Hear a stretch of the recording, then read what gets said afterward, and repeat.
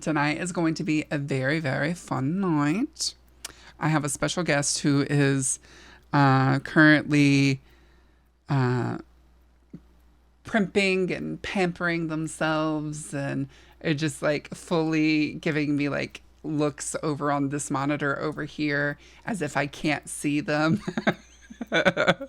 And yeah, we'll explain a little bit as we go.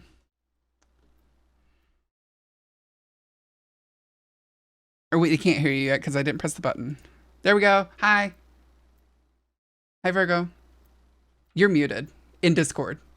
You muted yourself. I know, I was playing a prank on you. Happy Halloween. I have Discord up. Hi, everybody. How are you, Virgo? How you doing? I'm good. I'm ready for this spooky event to happen now. You ready to die? I'm ready to survive and show everybody that I was the psycho killer the entire time. I love that. Who knows? Maybe that is the story I made. I said I like different type of horror. Who knows? That's very true. Also, I am getting Virgo tagged. I guess that's what happened because I'm getting like tags in Discord. Yes, you are The Talking being Heads broadcast on the Fright Side. What do you mean the Talking Heads song? Aaron?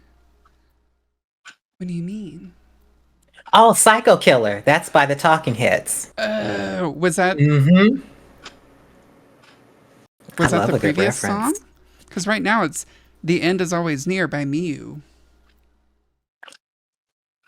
Or are you just saying in general? You're just talking about a song. Sorry, I'm slow when it comes to anything like horror because I don't know any of this shit. Virgo Trying to get Apple to watch some horror movies with me. I know Virgo's been trying to get me to watch some horror, and I have been like, no. Literally the other day, Virgo was like, come watch Horror Nights, and I was just like, no. I do have some videos that I want to share with you, and it's all the behind the scenes things. There's no actors. It's just them walking through talking about the creative sides of it. But I feel like you would like the ones that I would show you if the actors were there. So yeah, I'll get you in. Well, like I will watch, like to be fair, I was watching Evandale things the other night when I think it was Monday night that this happened. So the worst with context, no, like it's totally fine. Also, I have the appropriate mug for me, and this will give you everybody a little bit of an idea of what's going to happen tonight. My mug says "Scaredy Cat." Mug haul. Witch's brew. Ooh, very nice. I mean, if you want to do a haul, I got like 5 other mugs here that I've not taken to the kitchen. So just watch us just start pulling out mugs and being like, I got this one too, and then we're like, oh yeah, the game. That's how it was the Seekers of the Fall. Because like the first night I remember like, because everybody was like, wait, you just pulled a mug out of nowhere, and I was like, and Aaron's like, oh, like I don't want to take your tea. And I was like, don't worry, I have another one. And I like had a whole ass mug. I was just like, oh, this is just sitting on my desk. This is perfect. Hi, Vincent. You're officially the first person here. But yeah, so a little bit of backstory on what's happening tonight. So as you know, Air My Laundry invited me a couple months ago over to Evandale for some ttrpgs. And I have absolutely loved it. Been wanting to do it for a long time. And I was thankful for Aaron and Evandale, but Aaron as the proxy for Evandale and Steve and everybody to welcome me in and sort of like show me the ropes and just like kind of open the door. Because if it's something you've never done, it's scary. Even if it's simple, it's still scary, right? And so the door got opened. And I doubt that it's going to be closed anytime soon. We've only done 6 sessions. We'll have the 7th. I don't think I have this on maybe I do. Here, let me be curious and see if I have this on this. I do not. Okay. I have it in the chat. It doesn't appear on the screen. That's fine. I'm on a different scene collection. This is my Apple After Dark scene collection that I have been working on like the last 2 days to like make everything, all the animated everything. But yeah, so I have been wanting to get more TTRPG experience instead of just our one night a week. And I know that it can be difficult to schedule like with a bunch of other people. And if you're not a GM, if you're not a game master, you kind of just have to like be asked, right? And then like scheduling is an issue and I'm busy. And I said, you know what, let me do some solo TTRPGs. And then as I was reading one and like one that I still want to like play at some point, it's where like you're like a little witch, like making potions and like basically you're like the town doctor with potions. And I was like, oh, this would be really fun to like make it a 2-person one because I feel like Virgo would like to play something like this because like you've told me before that you want to play TTRPGs, right? Yeah, I'm really excited to get into them because I mean, fantasy, role playing, horror, they go hand in hand. Yeah. So And you why said you've not had get like into acting it? classes and like you've gone like sort of the theater kid route for a little bit, Yeah. right? Yeah. Um yeah, so I was like, wait, why am I making this harder on myself? Like I know that's what I do. Let me just see if there's like 2-person TTRPGs and so I don't have to like recreate it. And then I found some and I was like, wait, there's horror ones. And so I messaged Virgo and I was like, hey, would you be interested in doing, like on Saturday, I was like, hey, would you be interested in doing something if I ever find it like one day and just like kind of curious? He said, yeah. And I like messaged him back like an hour or two later. It was like, hey, so I found one. And so this is like since Saturday night and it's just like boom, boom, boom, boom, boom. Decided to do it by Sunday. We had like narrowed down this time and I had the flyer. I was watching Virgo stream. What were you playing on Sunday? It was, oh gosh, I don't even remember.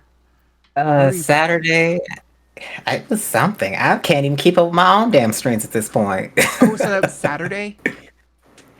So I Yes, must have asked Saturday you we on were Friday. doing I think I asked you on something. Friday because then I like confirmed stuff on Yes, Saturday it was Friday. for We were stream. playing Ghostwire Tokyo and then Fortnite. Yeah. Um, Hmm. and so I was making the flyer during and like at the very end, like right after stream, I was like, Virgos, this time work for you? Yeah.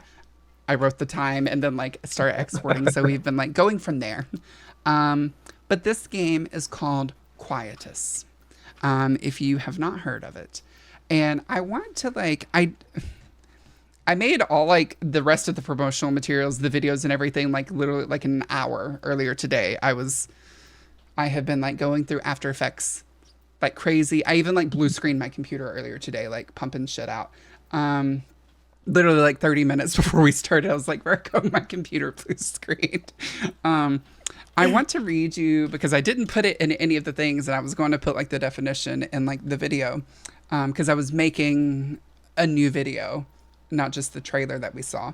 Um, so I want to read this. Let me, which, I'm going to read the vocabulary.com definition of quietus.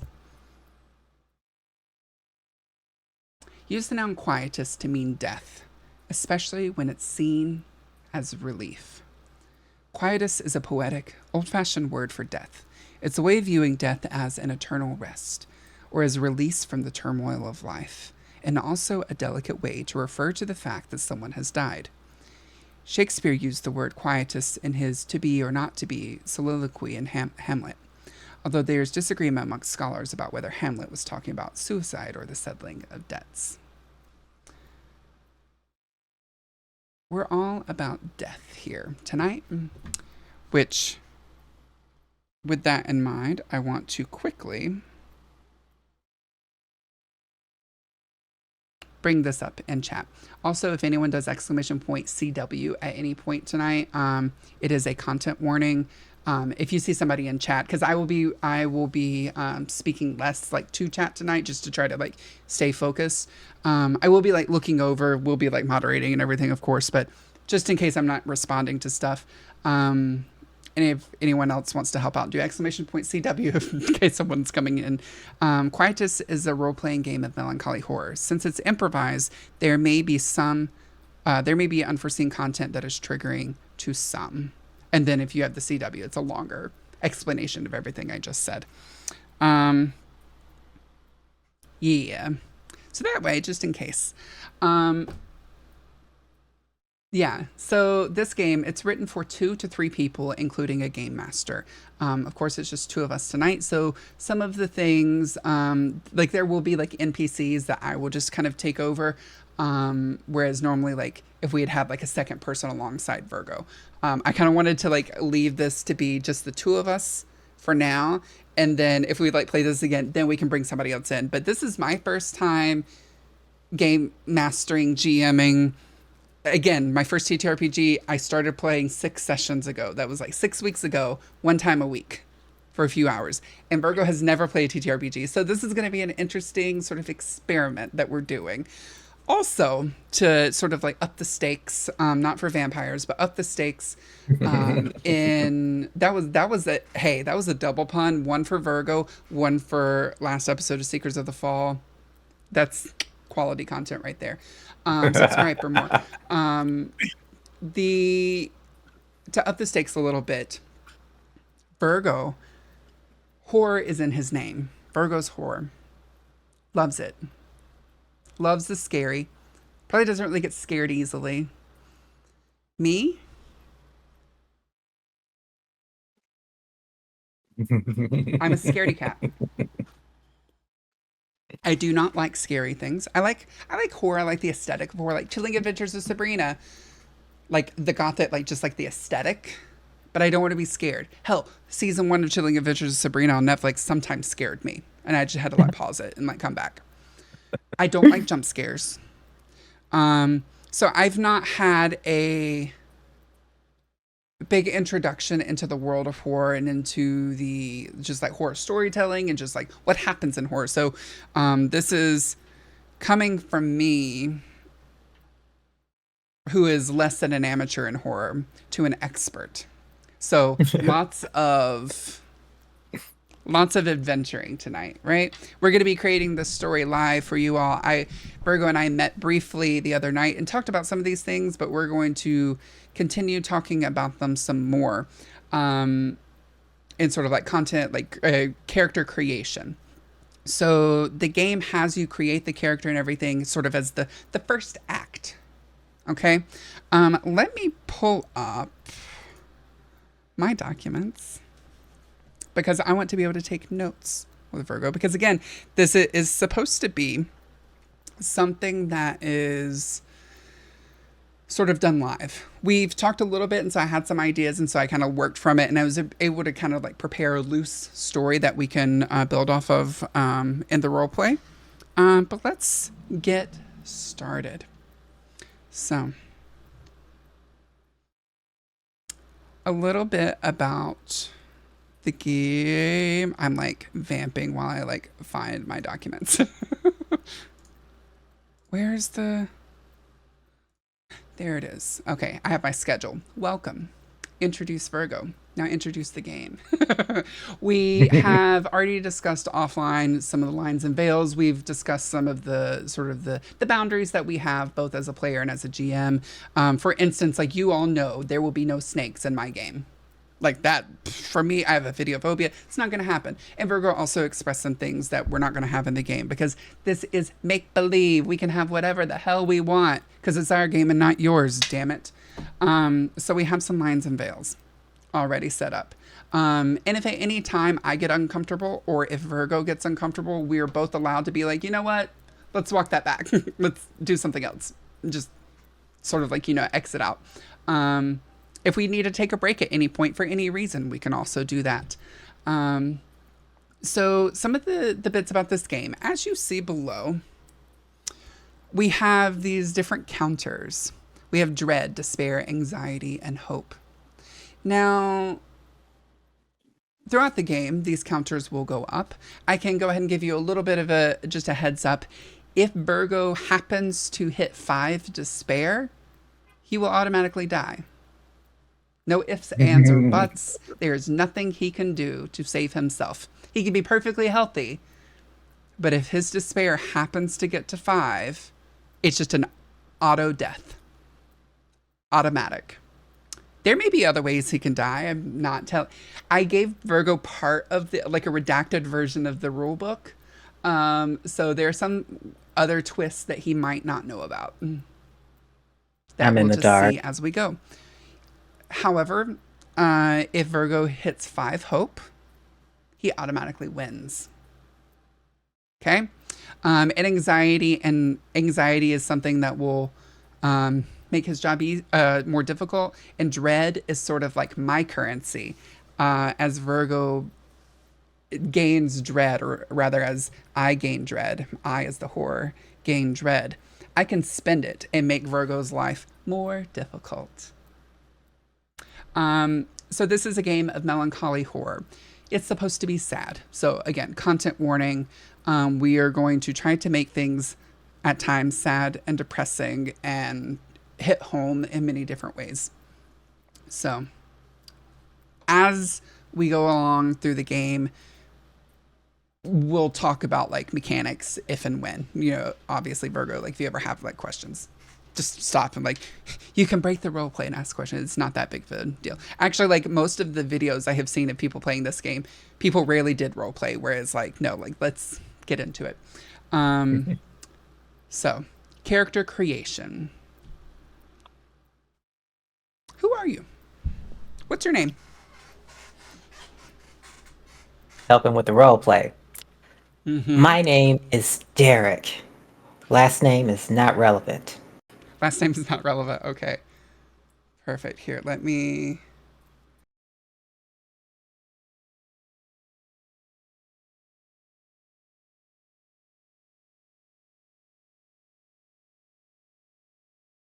Are you, when I think Wyoming, I think sort of like middle of nowhere. Is that, like fields? Are you like, forest? Like what type of area is the Airbnb in? We're in the forest near a touristy area with a big lake. Okay.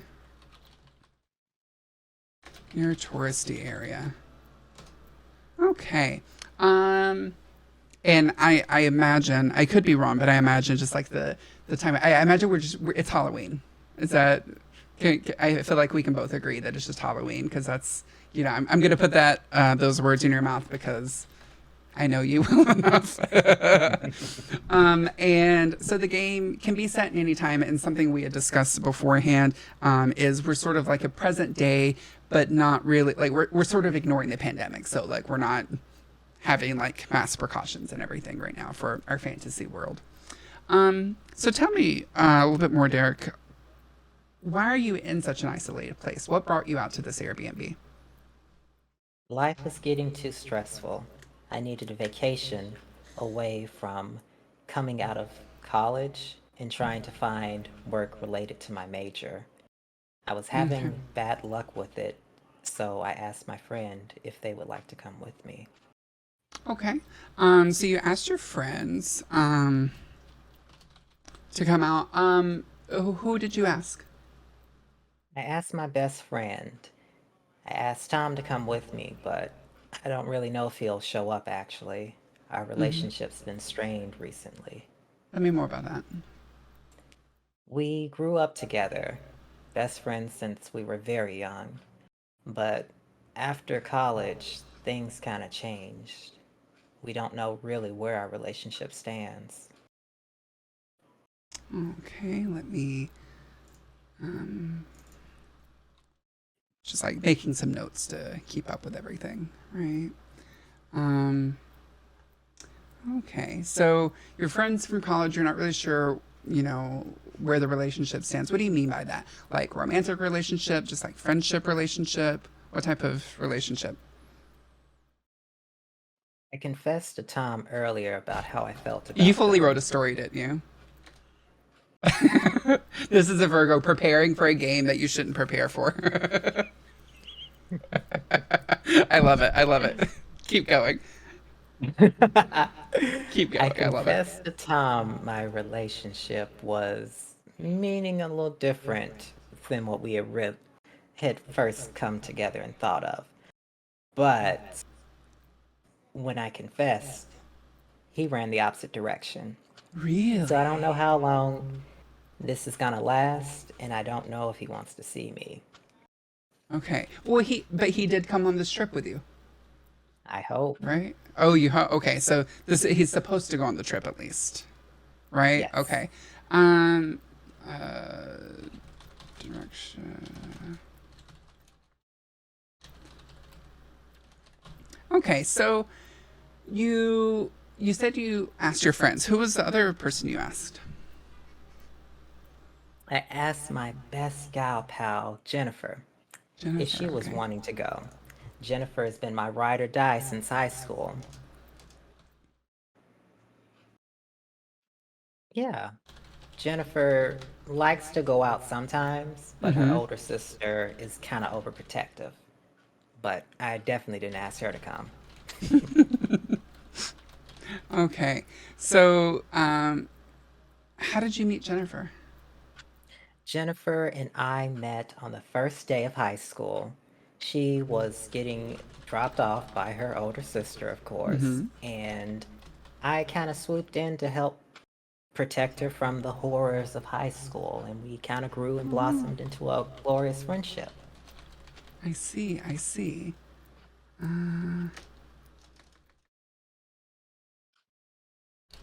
I fully wrote that sentence backwards. I was like, you protected the high school from the horrors of her. Okay, so we talked like a little bit about like your relationship. So this is your best friend, and then this is your man that you're wanting, right? Named Tom. Mhm.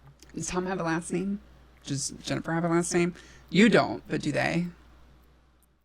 Jennifer Rodriguez and Tom. It wasn't Holland, but it was Hollow. Tom Tom Hollow. Hollow. Tom Hollow. I love it. I love it. Um, okay, so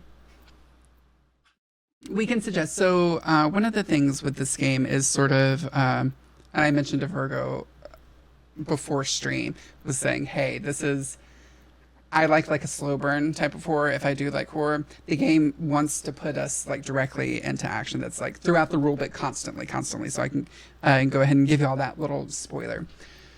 The reason I mention that here is, let's say that you do know, like, if Tom is like coming, you know, um, because I'm imagining like when is this journey starting? Are we, are you still in the car? Are you like just pulling up to the Airbnb? Are you already there? Like when are we starting this? So it kind of like depends on we'll kind of know whether or not he's there. I just pulled up in my vehicle at the front door with the Okay. keys in hand. Okay. Let me I've got like three I don't know how people do this. And not have like everything else up too. Let me do this. Let me change this person's name because I made fake names for like people that might be in the game. Um, Tom used to be called Marcus, and Jennifer used to be called Dion. I'm just like coming up with random names. um,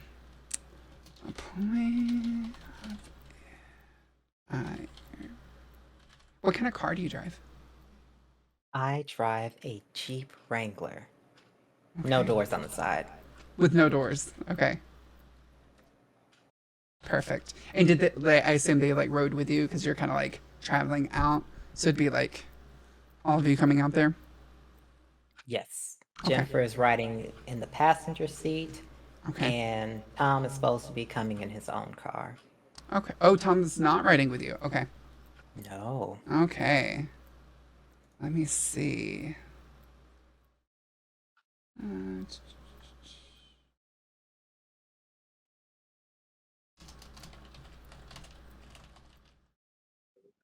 okay. So you're going out in the middle of nowhere. Most people don't tend to go out in the middle of Wyoming for a vacation. So we know that this place means a little something to you. In the spirit of melancholy, like what pains you about this place? What pains me the most about this is the fact that this area is similar to where my parents and I used to go vacationing at when I was younger. Mm-hmm. And something traumatic happened there one vacation, Mm-hmm. and I haven't confronted that yet. Okay, and maybe that event will come out during the game. There are again another mechanics thing throughout the game. There are Virgo will be using just like a d6 die. Um, there are ways to get um, more dice to use, and sometimes we'll have to relive basically a flashback to offer a scar and sort of like a traumatic memory. So maybe that's something that will come out in the story. Um, so there was some sort of accident. I will go ahead and ask. Did your parents survive the accident? Not all of them. Not all of them. Okay. When was this? Like, was it when you were little, high school, recently? This happened when I was at a very young age. I can't remember how old I was, but I just remember a lot of sadness and feeling scared. Okay, wait. s you cut out for me for a second. What age? Like, give or take? Young. Young. Okay. I would say from either the age of 3 to 5. Okay. Cool. Cool. Let me see. So, tell me a little bit about yourself, dear. Like, what do you look like? What do I look like? Well, some people say that I look like Miles Morales, but I say I don't. But I am average height. I like to have my hair as a high top fade, and Hmm. sometimes I like to dress like I am out of the craft. Oh, okay. I love that. So you've got your hat, like your big hat at least. All the black, Yeah, the boots, all of that. right. Okay. I didn't grow out of the phase. Right. So we know the story is going to start with you arriving at the Airbnb. But something traumatic happened yesterday. What was it? Well, the first thing I saw when I set out to go pick up Jennifer, she lives across the state we stay in, so I had to go a little bit early to go pick her up. Mm-hmm. I saw a dead bird in the middle of my front door, like something just randomly placed it there. So that was the first incident. Of your front door, like from your house. Hmm. Yes, where I resided. Then on the Okay. right to pick up Jennifer, there was a very bad wreck, multiple cars. And for some reason, whenever I went past it, it Mm-hmm. seemed like something with my radio started to mess up. And that was weird because I just had it serviced. So that was the second thing. Then the third thing Wow. was Okay. Jennifer's window to her car were all busted out.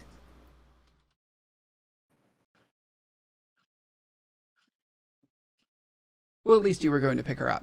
Well, I guess you couldn't have your windows busted out if you have no doors on your Jeep. So that's um, you win some and you lose some, right? Um, Right. so there should be someone else nearby, but they're not. Who is it? Right. We still don't know where Tom is at, Yeah. and he hasn't answered any of the texts. The last time we talked to him, Jennifer said that he was getting ready but didn't specify for what. So hopefully he's coming because we haven't seen him in a couple of months. But I don't know if he'll show up. Hmm. Okay. Just a second. You said he's not responding to texts. Right. Okay.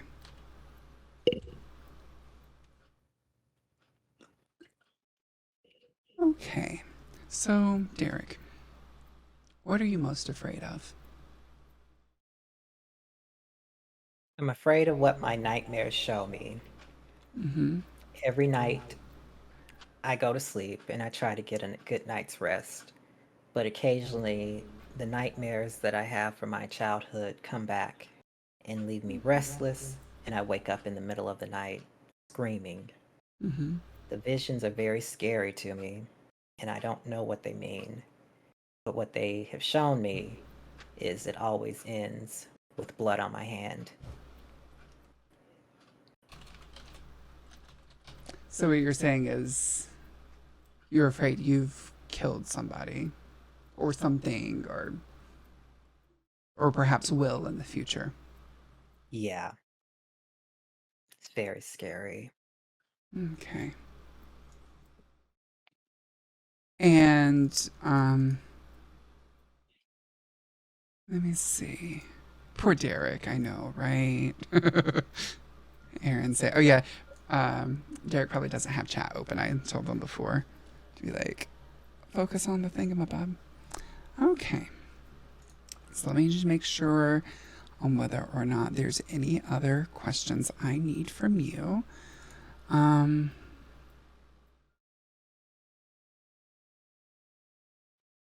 Okay. So before we start, I can go ahead and tell everybody we will like take a quick break right before we jump in.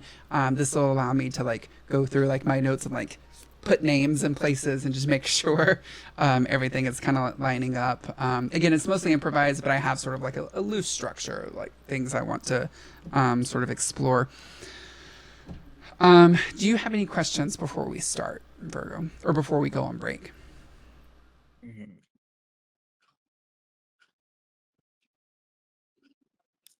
So when you let me win, I'll be taking my reward Okay. under Okay. the table. Okay, will do. Will do. I can also let chat know as well that. So we'll come back and once it's sort of like we'll start like how the rules say it's like Act 1 is really character creation. Take a bit of a break and then you're like right into like Act 2 if you're like in a 3-act structure. Not focusing on that so much, but we will be jumping into the game directly. And then after the game, we will be sticking around for a little bit, for like a little bit of a debrief and just like kind of talk about what happened. And if anyone survives, we'll talk about it. Or if no one survives, we'll talk about it. This is an interesting game, to say the least.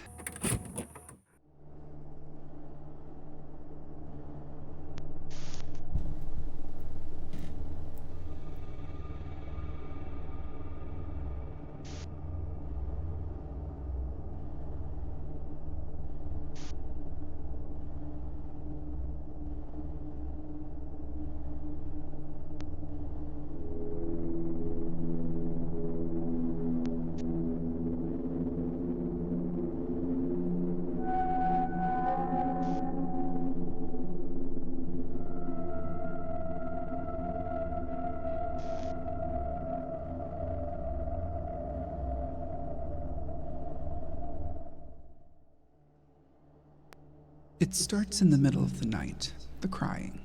More like weeping, really. A heartrending noise of utter despair that sounds like maybe it's coming from downstairs.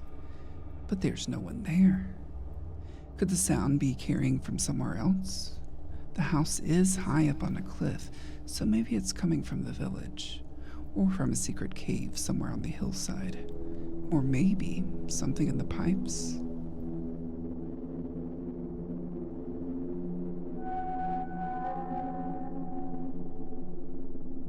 Turn the music down a little bit. So, Derek and Jennifer pull up to this house, sort of kind of out in the middle of nowhere near a bit of a touristy town.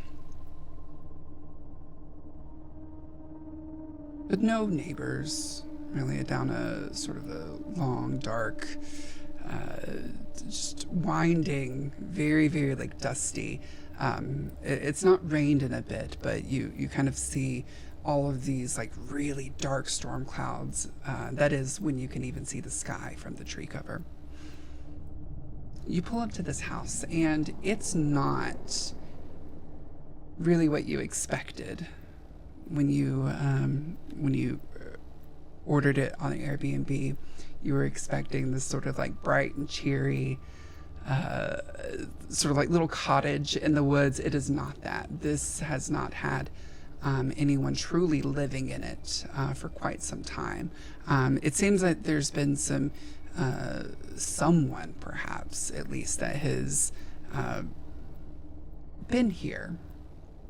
It's not completely decrepit, but it needs a lot of tender loving care. You and Jennifer pull up. What do you do? I get out of the car first, and we both stand there looking around. Jennifer asked me, "Is this the right place?" And I said, "Yeah, this is the address they gave me." I'm a little apprehensive because this isn't what I wanted, and it's not what was posted online. But I say we'll try to make the best of it. And Jennifer is very not happy.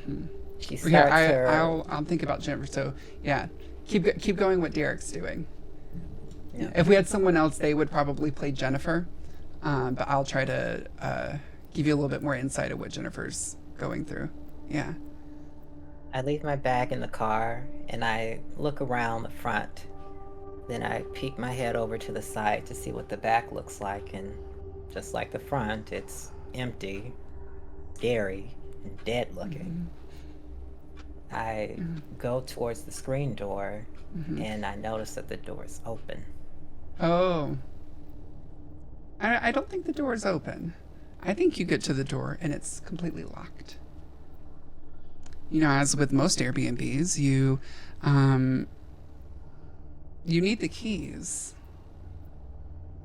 And if you pulled out your phone and you like went back to the Airbnb app, you would find that the owner, who seems to, their profile kind of seems to have like disappeared at this point. Just the picture, their profile photo's gone, and can't really like see any information. They sent you one final message this morning. It said the keys will be in the mailbox.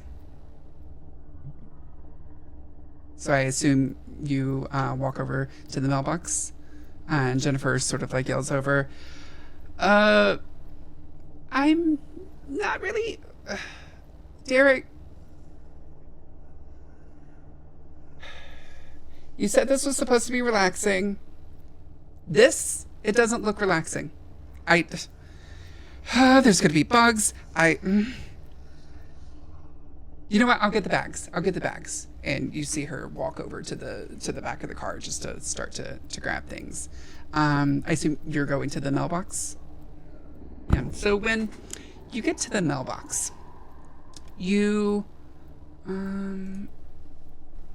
get there and you find the keys. But you also see a piece of paper. Now, this piece of paper, it looks old.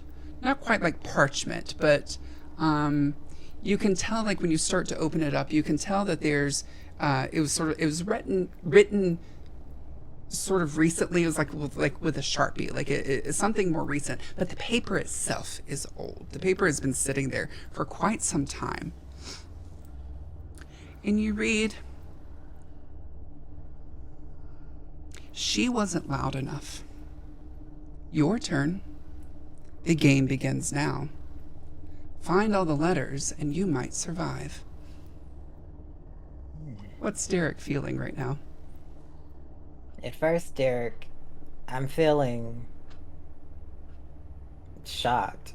Why would this be here with the key? Maybe it was something the host thought would be a fun game to play with me or something. It doesn't really make sense because that's not. And there's what I blood signed up all for. over the paper, sort of like dried blood at this too. It's probably fake. I would probably just throw it away and just say, Okay. I want my money back. Do you do you throw the letter away? Yeah, Okay. Where and do I you head toss it? towards the Jeep. Or do you put I it in your pocket? What do you do with the letter? I put it in my pocket, and then I just head towards to get my bags. Okay. So you make it back to the car, and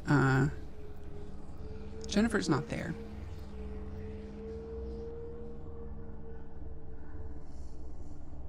But you do see a letter. And before you look down, you do get a text message. You get a text message from Tom. It says, "Hey, I got your messages. I'm sorry. I'm on my way. Sorry, long story. Girlfriend broke up with me. It's been a hectic couple days. Can't wait to relax. It'd be nice to see you and Jennifer. Be there soon." And so then, but you see this letter, and you don't see Jennifer. What do you do? Well, I use what I can of past experiences with Jennifer. She tends to wander sometimes, so maybe she just went to the back of the house, I think. But I pick up the letter Mm-hmm. and I And put it with you. oh, you just put it with the other way. You don't read it. No, You don't read it. not Do at you all. crumple it up? Like you just put it in your pocket? Just in my pocket. It's a little tore as I angrily put it away. Hmm. Do you But angrily put it away? I do. At all of the stress that's on me right now, Mm-hmm. this isn't something I need right now. So I'm a Mm-hmm. little annoyed and angry that something else that was supposed to be relaxing is starting to not be so relaxing. Mm-hmm. So where do you go next? I pick up my bag and I start to head to the front door. I yell out for Jennifer, Hmm. but And I you don't hear hear no her. response. No. So I set my bag down and I go to the back of the house. Mm-hmm. When you get to the back of the house, what you see, it's not quite like the front. Well, in the front, there's like this porch. It's kind of a little decrepit, like kind of the stairs falling apart. In the back, it's a very, very like sort of like low, maybe like a foot off the ground type of porch, which is like a little like one step that, not even sure what material it's made out of at this point. Um, you get to the back of the house. Jennifer's not there. But you do see trailing, sort of like, it seems like it's almost like trailing to the door as, like, it doesn't seem to have, like, come through the door. It's not actually going over the threshold. There's a slight trail of blood. And near sort of the base of the door, kind of like where the door and the ground meet, you can see that what looks at least to be a handprint of somebody just sort of like trying to grab towards the door. What's Derek thinking now?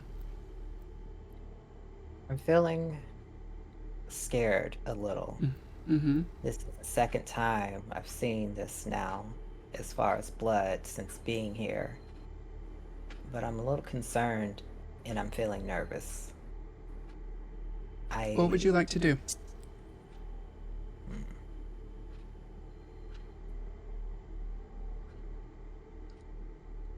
I would want to go through the back door slowly Mm-hmm.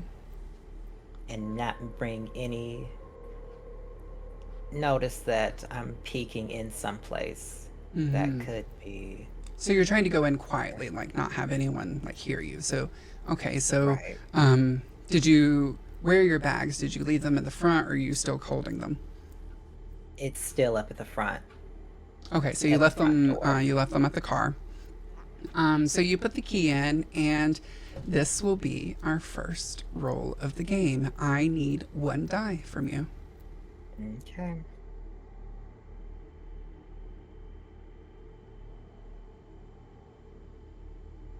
Did it work? Not work? There we go.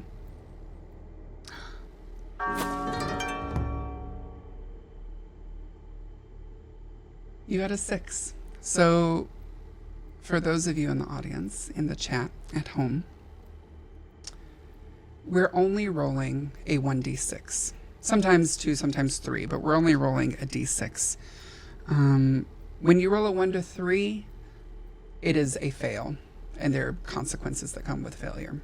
When you roll a 4 to 5, you can get a partial success. When you roll a 6, it is an unmitigated success. So you make it in to the house. You open the door, sort of like expecting it. It was sort of like sort of uneasy with. This is an old house. Like, it's probably going to be like super super creaky, but like, in some way, like, you opened it and it seems like maybe someone has been here more recently, because it's also, the door wasn't creaky at all. It sort of swung open as if it had been like freshly oiled. Perhaps quiet on purpose. So you come in this back door, and what you see is you're sort of like in an old-fashioned kitchen. The walls are kind of this like key lime, like mint green and yellow. There's sort of the American obsession with like the roosters and everything, and like, what's left of the decor. And so you're in this little kitchen, and you can see through, there's a tiny little hallway that kind of goes straight through to the front door. Through like a couple little doorways, little foyers, and that's pretty much all you can see right now. In the kitchen, there's a little like table. Again, everything's like decently dusty, and but not like it's been left here, for 10 years. The house itself looks old, but it seems like it might have been cleaned sort of recently. But what you notice, more so than the door being quiet, is that you're not hearing anything. You're in the middle of the forest.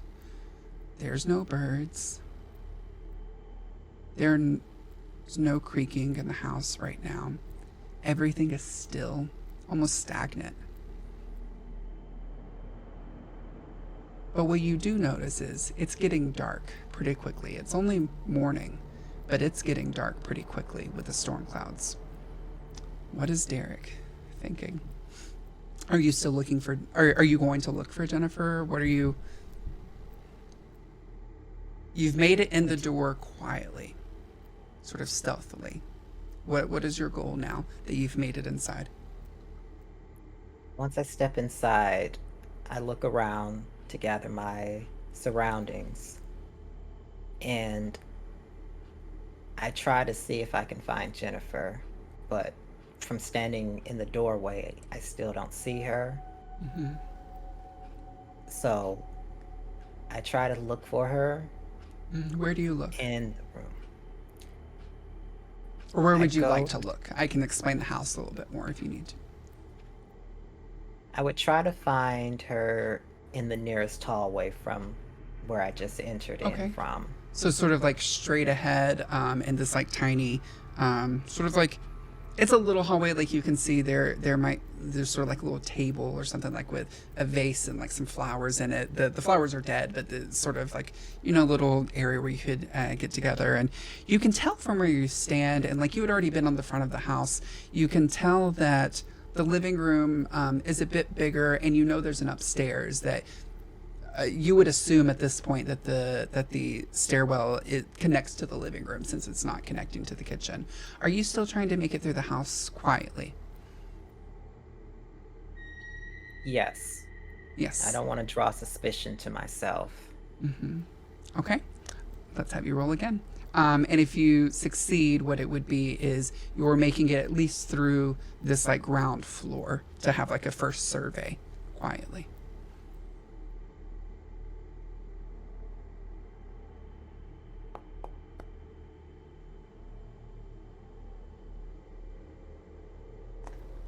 Let me look at my rules again and just see how much pain I can inflict on you for that.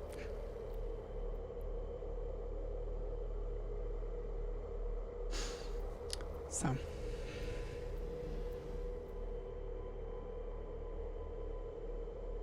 Your dread increases by 1.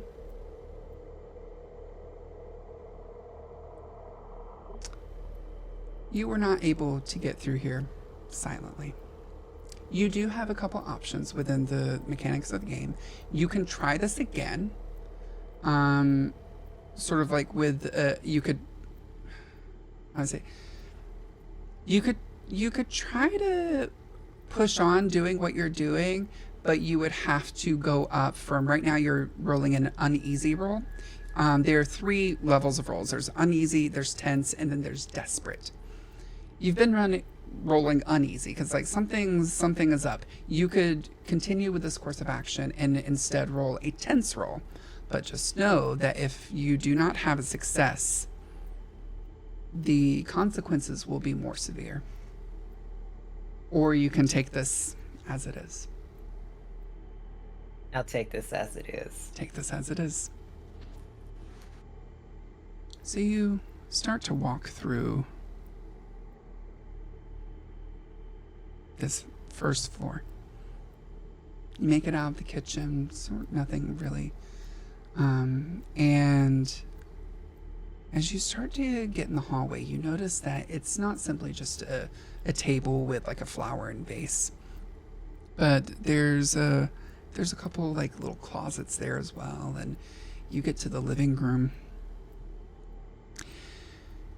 and you see the stairwell. And, you know, you see some furniture and in sort of your kind of like overdoing it, trying to be quiet. Like, I just sort of imagine you like fully like camping it up a little bit and having your hands like go outside in effort to be quiet. Your hand completely goes over that flower vase and it just shatters. It just is deafening in the silence that is this space.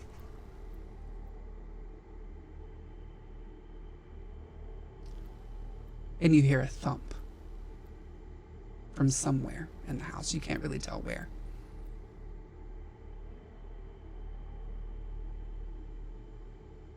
What are you doing, Derek? First, I feel my heart drop. I look around and I see the vase that's shattered. And I look around quickly to try to follow where the thud is, but I can't find it. I then continue forward Into the living room? into the living room. Okay. As you're walking into the living room, at this point, I assume not trying to be quiet since you've already made a very loud noise. You're just walking in. Your mind kind of goes back to, you know, that sort of like your pocket that is completely full right now with these big, like sort of like pieces of parchment. You remember the words of that first letter, even though you ripped it up and you didn't read the second one. You remember the words where she wasn't loud enough. Your turn. The game begins now. Find all the letters and you might survive. You make it into the living room. You don't hear anything else other than the sound of your own heartbeat.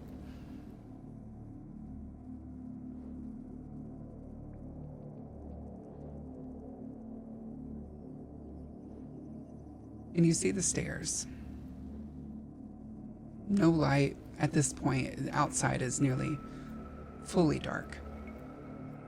There's no light from upstairs, and at this point, even where you're standing, you never turned on a light because, you know, it's morning time. Why would you turn on a light? It's fully dark at this point. And you start to hear, like, the only sound that you do hear is a little bit of thunder off in the distance. Are you staying in the living room? Yes. Yes. What are you doing? Or what would you like to do in the living room? I'd like to search for some clues to where Jennifer might be, to see if there's anything out of the ordinary, Okay. or if her bag is in here. Okay.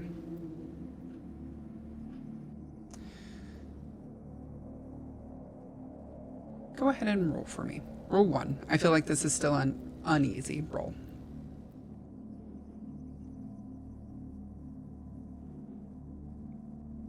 Oh, it did not show for me.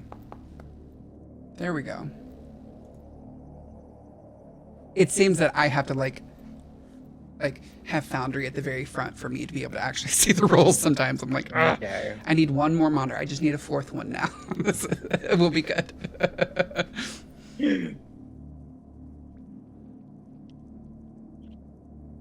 I mean, look at that roll again. Was that really that bad? Yeah, it was. Okay. Safe to say that's another point of dread. You can't really see anything with no lights on. It's quickly getting darker and darker. So you can't see if there's any trace, and you are looking for her bags. They don't, from what you saw, like when you were kind of walking in, there doesn't seem to be anything, right in the near vicinity. You can see through like the window in the door that your bags are still out by the car, hers are not. But as you're looking out the window, you see a car with some headlights coming down the road. Quickly. Or not the road, but the driveway. They will be here in just a few moments. What are you thinking? What would you like to do? I'm thinking, who could that be? I still have my doubts about Tom, but I know that isn't his car from the headlight. Do you? Tom's I think car that's got my wrecked. decision. Okay. Let's see. I see you trying to sneak in some things every now and then. You can't tell Okay. whose car it is. Not on that too. Okay. Mm. I would like to try going upstairs to see if there is anything up there that I might could find, or a source of light. Since you're in the dark, I'm going to go ahead and have you roll a... you're in the dark and you're, in some ways, you're not sure who's coming up so quickly in the driveway. I'm going to say this is a tense roll. Okay? Go ahead and roll a die. Remember that at any point you can, now that it's like a tense roll, you can, let me see I had this, where is it? You are able, so on a tense roll, you are able to add a couple to your anxiety, and you can get an extra die. There are no other characters here to help you right now. You could also add 2 anxiety, so the first would just be the 1. You could also add 2 anxiety and perhaps, tell sort of like a sad, depressing story about something that would be related to this moment that could give you an extra die. Okay. Or you can go as is with the 1 die. Well, I think I would tell I believe it's a scar. I'll do that. Sure. What relates, because it's sort of like you, in this moment, as you start to get towards the stairs, there's someone pulling up the driveway super quickly. It's completely dark. Jennifer's body is gone. I've been wanting to make the joke the whole time, so let me just say it. Jennifer's body is gone. You found some blood outside. What's happening? Like, what sort of flashback is Derek having? This flashback is kind of similar to my nightmare that I have sometimes. It's darkness all around me. It's very hard to see. There's just a little flash of light coming through very slowly towards me. And I'm lost and I don't know really where I am or where to go next. What were you And I feel near? well, Were you let's like out see. adventuring? What got you there? In the flashback, Mm-hmm. I was out in nothingness. It had a lot of darkness around it, but I really couldn't make out exactly where I am. It's just a big openness that just seems endless. What were you doing before this? Like, was this a, because it's, with a flashback, it wouldn't be a dream. So you've experienced this. Guess I was out camping. Camping out with someone that was close to me. Who is that? I think it was my brother.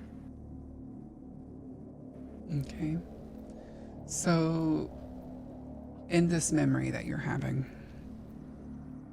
you're out camping with your brother, and all of a sudden you find yourself in this sort of just expanse. This, there's no stars in the sky. It just seems sort of dark, and I imagine kind of like misty. You're kind of confused to where to go.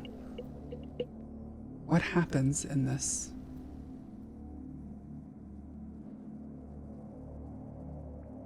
I start running, and I feel myself trying to say something, but I don't hear anything coming out. And I look around me while I'm running, and I trip, and I hurt my leg. It's not damaged or anything, but I just feel a little sting. And I get up, and I feel myself again yelling for my brother, but again, I don't hear anything. And I just keep running and looking around. And then I get to an end where it's complete blackness. And then I see a shimmer of light. Okay.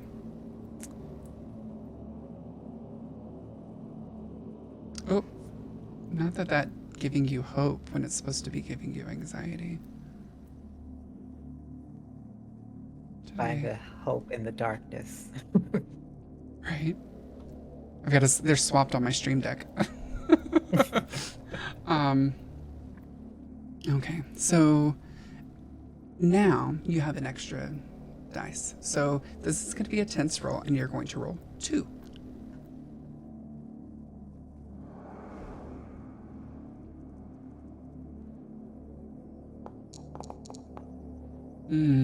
Good thing you had that extra dice. The extra die. So you're quickly becoming more anxious, and you remember, in this moment, you kind of remember that pain in your leg.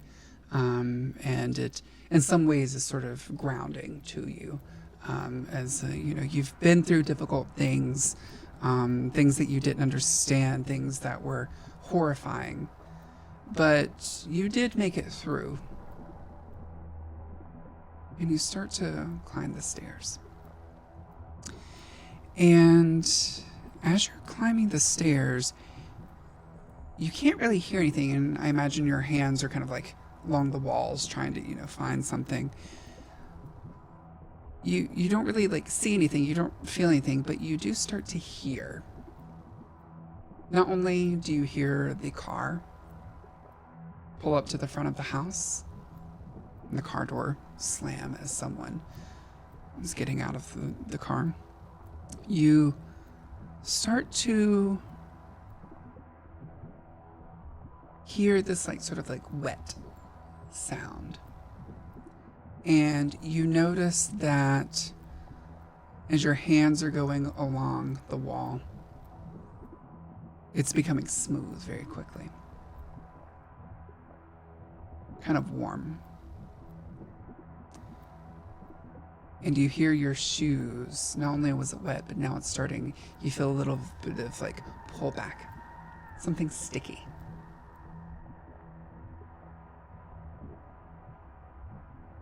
This is about halfway up the stairs. Are you continuing up the stairs? And if so, what is your goal here?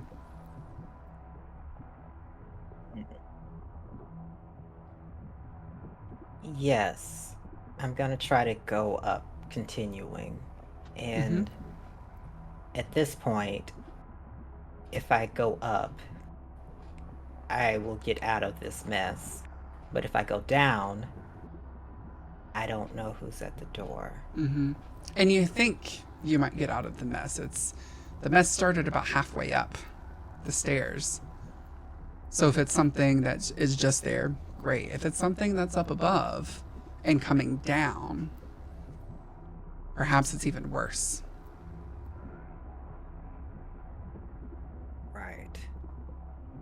Continue upwards. You continue upwards. And as soon as you make that first step, you hear their first step on the porch, coming up to the front door. You make it up to the top of the stairs, and it's completely black. You can't see anything. You can't tell how big of space it is. But you're up there, and once you get to the top, all of a sudden you hear banging on the door.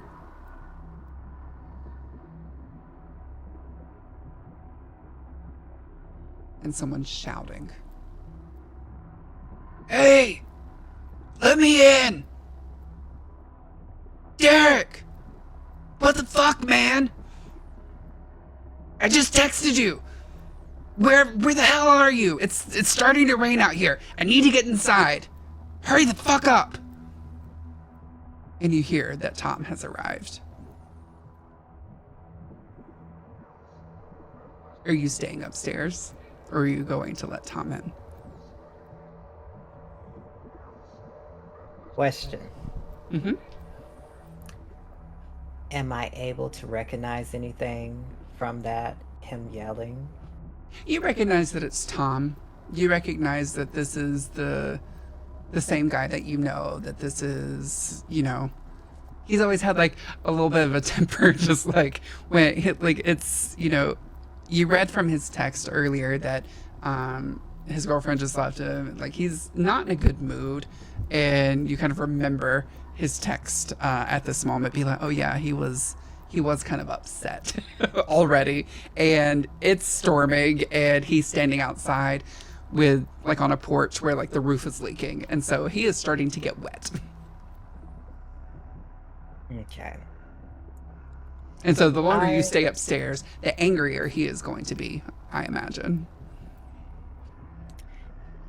I guess I go back downstairs. Okay. To let him in, but I purposely do it slowly just to bug him. Just to bug him. Okay. Given the nature that he is already angry, I'm going to make that an uneasy roll to see just how angry he will be.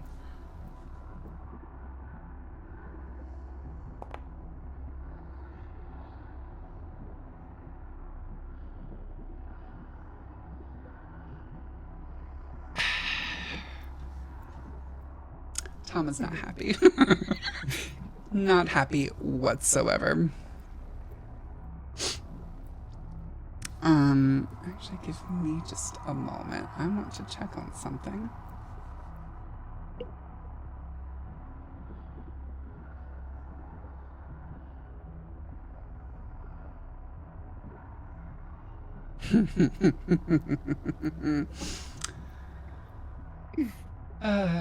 Tom is not happy, and he keeps like yelling and yelling, and you know, Derek, like in your sort of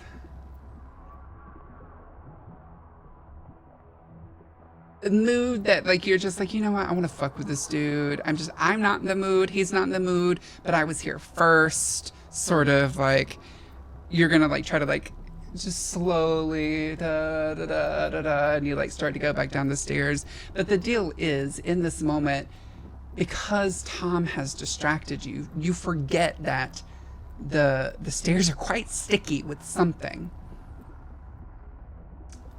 And I'm spending some dread in this moment. You fall down these stairs. Crash. Any sort of memory of you trying to get in this place quietly has completely gone out the window. As you find yourself on the ground floor, and your leg is not supposed to bend that way. The same leg that you were just thinking about a few moments prior. And as this loud sound, you hear Tom, "Dude, what happened?" And just like, just back up, I'm coming in. And completely just sort of like backs up and just like rams through the door. Because it's still locked. You never went to the front door. Opens the door. It's not too difficult for him to get through the door because it is so decrepit. And he looks over. How does he find you? Well, he finds me almost pretzel-like in ways that I'm not supposed to be physically. And I look up to him and see that he's completely wet from the rain outside. Mm-hmm. And we have this moment of What do you say almost to him?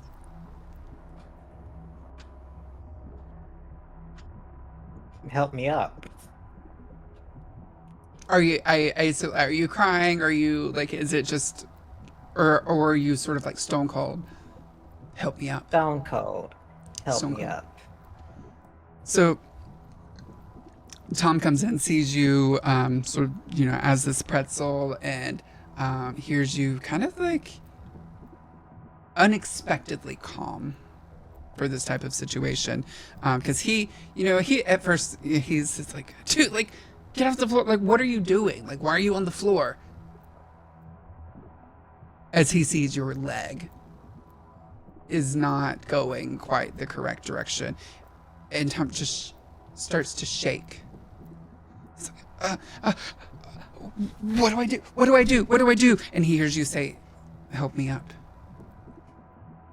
He's like, I don't want to, like, what if I make it worse? What if I make it worse? What if I break your other leg? What do I do? What are you saying to him?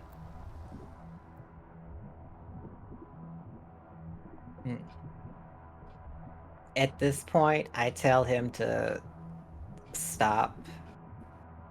What do you mean stop? What do you mean stop? Your leg is not supposed to go that way. It's supposed to be over here. It's not supposed to be over there. What do you mean stop? Stop what? Stop panicking, Tom. I feel like you should be panicking a little bit more in this moment, Derek. In this moment, Derek is... You're Derek. What do you do? Pain. I'm in pain and biting everything inside my mouth to stop from yelling. Mm-hmm. And the only thing I can do right now is not think about what happened, even though I know what I feel. And I look to Tom right before I shed one tear, and I tell him, I need you to help me. Can you do that? Yeah. Okay. Okay. So carry the one. Okay. There's a chair over there. I think that's a little too far for us to get. Like, let me just try to get you like on this like bottom stair, okay? I'm gonna like try to I guess you want me to pick you up. Okay.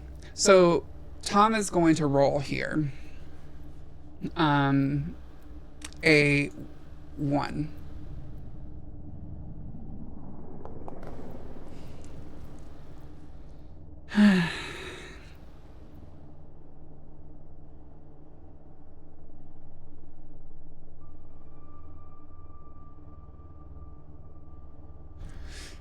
Tom goes to pick you up. And as he starts to pick you up, he he has like a little bit of light. There's just kind of like, at this point, the storm's like let up a little bit. He can see just a tad. And he sees something kind of like shining on the stairs. As this like pool of blood is just dripping down further and further. As he goes to pick you up, he feels this stickiness on your back. What is this? And as he starts to pick you, he just drops you. Completely drops you. He's, wait, I'm sorry. Oh fuck, I'm fucking this up. I just can't do anything lately. Like first Ellis, like now, like I'm just fucking everything up, dude. Like, I'm sorry, like, what if I could call somebody? Is there anybody that I can call? Like, do you know, like, and he looks down and like he has no phone service.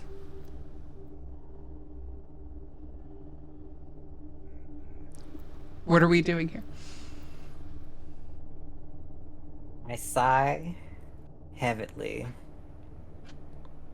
and I try to think, but the pain I'm feeling has me to where I can't think 100% straight. I look outside. Or what are you wanting to see outside? Because you're on the ground right now.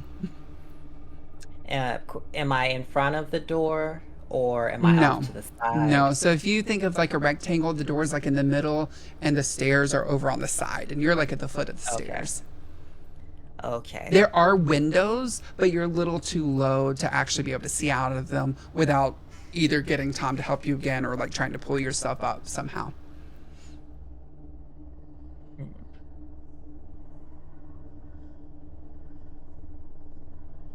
Another question. What was in my bag? Your suitcases? Am I able to decide, or is that all on you, Game Master? I think that, well, what I would say at the base, and then we can negotiate a little bit, is I think that, you were supposed to be going out for like a weekend with your friends, just to kind of relax. So you had your clothes and you had basic toiletries, and that's pretty much it. Like maybe like a book or two. You didn't bring electronics because you're trying to like take this break, and you certainly wouldn't have like a first aid kit or anything. What were you thinking of trying to find in your bag? Perhaps there can be a scar that convinces me to put it in your bag. Just a bottle of ibuprofen for headaches. Okay. So, yeah. I think this could work. If you tell us a scar.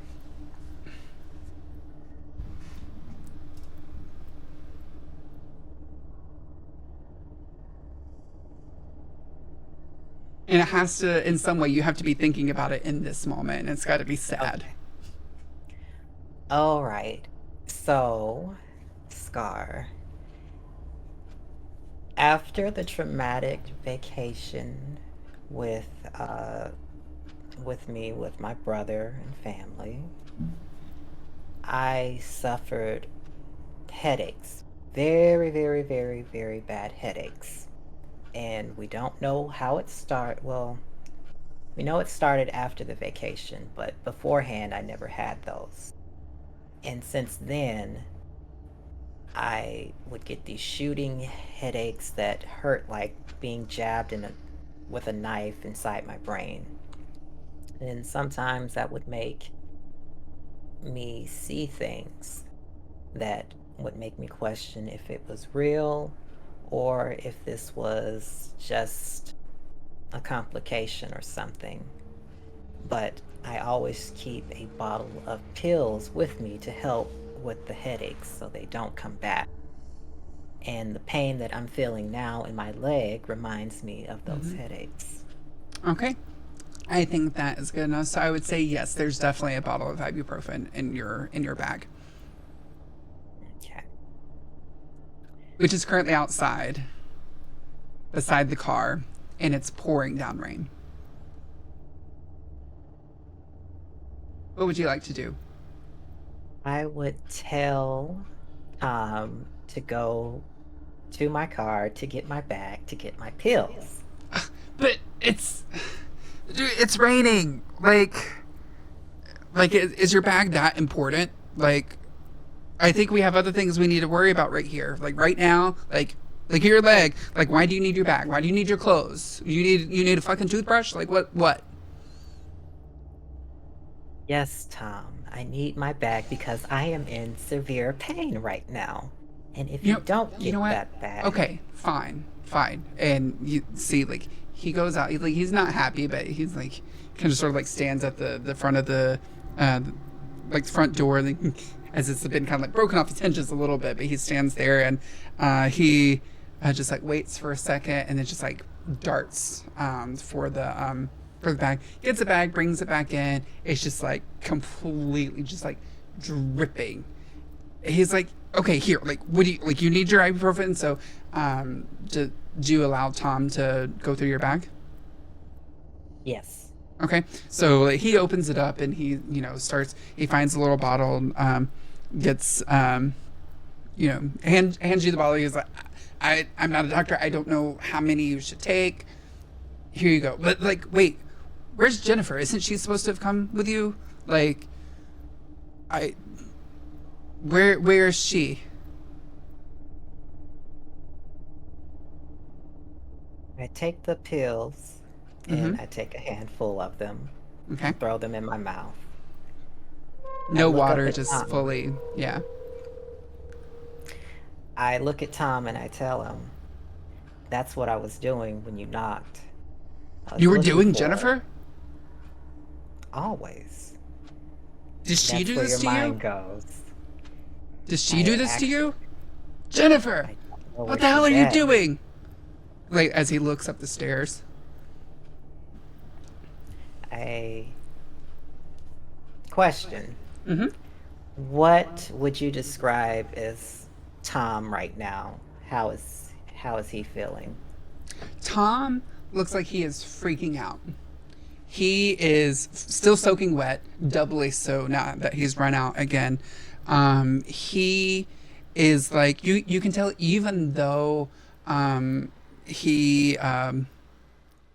even though like he's soaking wet, you can tell he's like sweating because like walking in to see you with your leg like that, he is like visibly shaken. He like something, like it seemed like kind of lighter as he thought like, wait, maybe like Jennifer did this. But he didn't hear a response, and you see that he's like getting kind of shaken. Okay. Well, I would keep telling Tom to calm down, because he always don't tell me to calm down. Like, you're always telling me to calm down. Like, hey, Tom, calm down. You're being too extra. No, I don't want to calm down. This is not the time for calming down. I am so surprised that you are so calm right now. Where the hell is Jennifer? At this point, I would yell at Tom to tell him to quiet the fuck down. I don't know what's going on. Roleplay it. But together, we can finally find out what's going on and find Jennifer. But first, I need you to calm down and help me so we can get one thing taken care of at one time. Okay, I'm sorry. You know how I get sometimes. Walk me through what happened. Like since you got here, like tell me everything. Maybe we can figure this out together. When we first got here, Tom, we checked the mailbox I did, and there was this random note in there talking about some type of game. I think it's the owner having a little laugh or some shit. But the last time I saw Jennifer, she was getting her bag at the Jeep. And And after at this that, I haven't seen her moment, since. you hear another bang upstairs. Another loud thud. As if something fell over.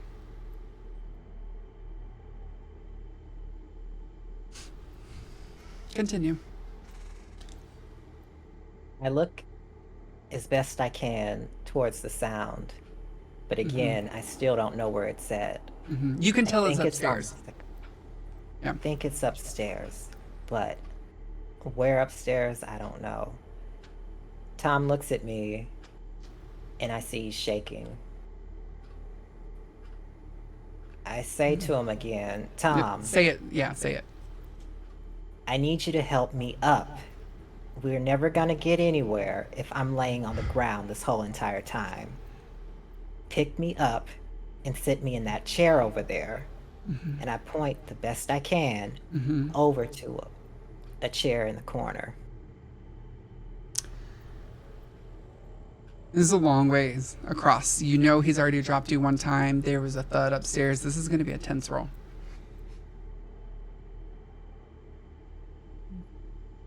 That is a 3, right? No, it just means the consequences are more dire. It's just one. If you would like to add another dice, you can either give us another scar, which I don't know if would make sense at this moment. You can let's see. If you get a 6, you get it, right? If you get a 4 to 5, you can stop there, or you can push on to a desperate roll, which has the greatest consequences. If you get a 1 to a 3, you don't get a success, and then there are consequences. So if you would like to do this, it will be a tense roll, but you can get another die by on tense roll die. You can add to it your anxiety if you would like to add another die. What's my anxiety right now? Your anxiety is 4. Okay. Quick thing to you, Apple.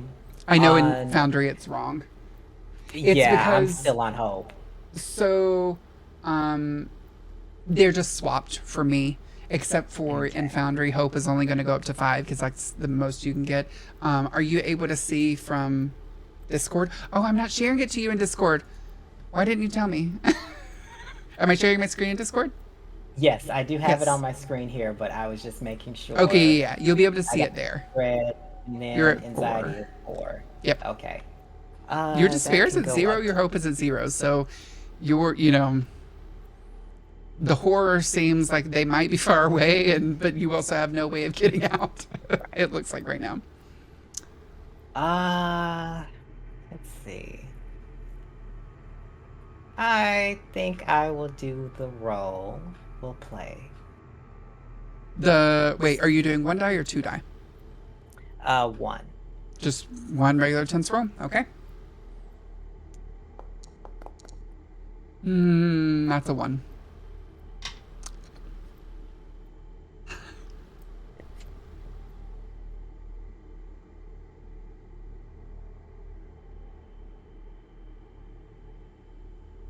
So you're trying to wait. You can push again. You are able to do this again. You can try again. At a desperate roll. And I don't think you take the consequences then from the tense roll, but just know if it's a desperate roll and you fail, there's even more consequences. Oh, wow. Let's see. What do we want to do? Do we want Or to gamble? you can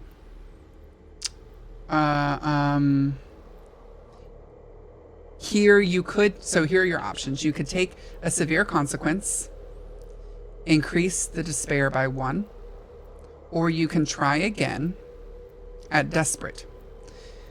And then there are consequences at every stage of desperate.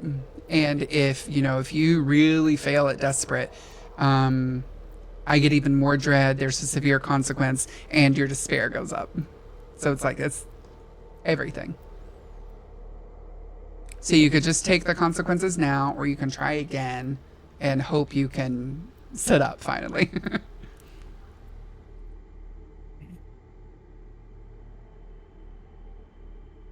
I'm at 1. I think I'll take the consequence for now. Take the consequence now. Okay. So instead of a severe consequence, what I'm going to do is I'm going to add 2 dread. Or again, you can take, so my consequence here would be 2 dread for me, or you can add 1 to despair. Remember, if you get to 5 to despair, you automatically lose. Right. So I can take 2 dread or despair. You can have your 2. I can have the dread. Okay. Let me remind myself when I can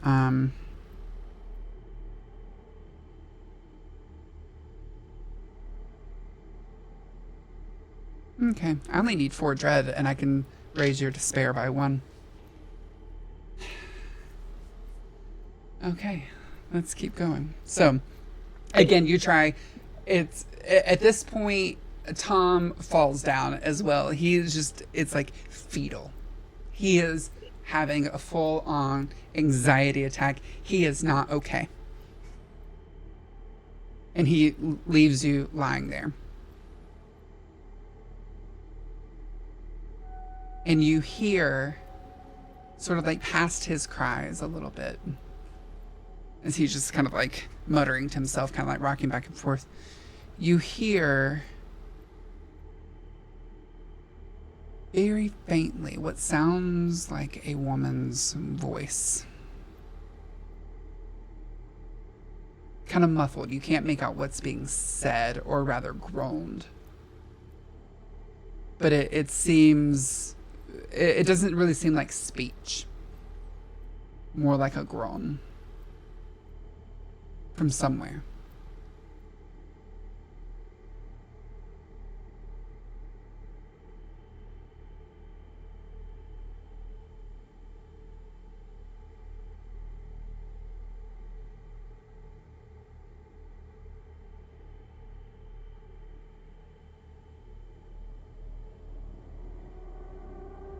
What is Derek thinking?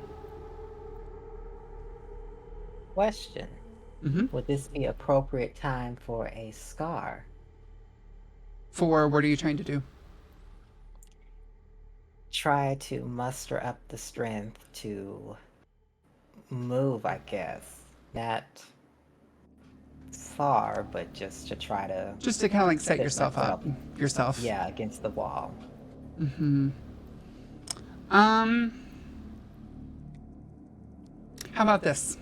I will, since you're going to have to do it by yourself at this point, what I will say is I'll allow it to be, okay. We'll get there in a second. What are you thinking right now, Derek? Like, not what you want to do, but like, what is your like emotional status right now? Like, what's going on through your mind? My mind right now is full of panic and slightly rage. Again, I feel a little rage towards Tom. This is not the first time I've asked him to do something or depended on him, and I couldn't get anything done. But panic is setting in because I don't know if my pills are going to work with the pain I'm feeling. And I also still don't know where Jennifer is. And I can't really see. So a lot is going on right now. And I feel the helplessness creeping in, and I don't like that. So I'm going to allow you. So now I'll let you do a scar. And for the scar, if you would like to continue, I'll allow you to do another tense roll with 2 dice. Okay. Okay? So there could be consequences, but you get 2 dice out of it. Okay. I gotta get your despair up, I say, as the horror out of character. I guess Derek is very oddly calm with all of what's going on. And I remember you still have that other letter that you've not read. Right. And this supposed task that you were supposed to find all the letters, and maybe you would survive. So give us this scar, give us this flashback. When I hear the muffled cries of this other voice other than Tom and the wailing of Tom, it reminds me of another nightmare where I'm in a similar location as my previous one, being lost and running and tripping. But this time, I hear the sound of a woman, and I don't know what she's saying. It's muffled, distorted, but I can't make out any words. And I hear the cries of a male, but I don't know what's happening, and I feel helpless again. I look around and I don't see anything, but I see these tall figures. They're looking like people, but they're very tall, and I don't see a face. And I look around and I feel tears falling down my face, and they burn and sting. Why are they burning and stinging? They don't feel like how a normal tear would be. And it's so dark that I can't tell why. And I rub my face, but when I wipe my face, it's too much liquid. I keep feeling wet stuff, but I don't know why. And if you look up, what do you see? In the flashback or in the flashback, I look up and I see this figure. It's tall, very tall, standing over something laying flat. I don't know what it is. It could be a log, but they keep moving, almost if turning back and forth. Okay. I think that'll be good enough for 2 dice on a tense roll. And I do want to go ahead and put this on your radar again. That remember that if your anxiety, which is currently at 6, gets to 10, every roll will be desperate. And I believe you will no longer be able to give us scars for an extra die. Okay.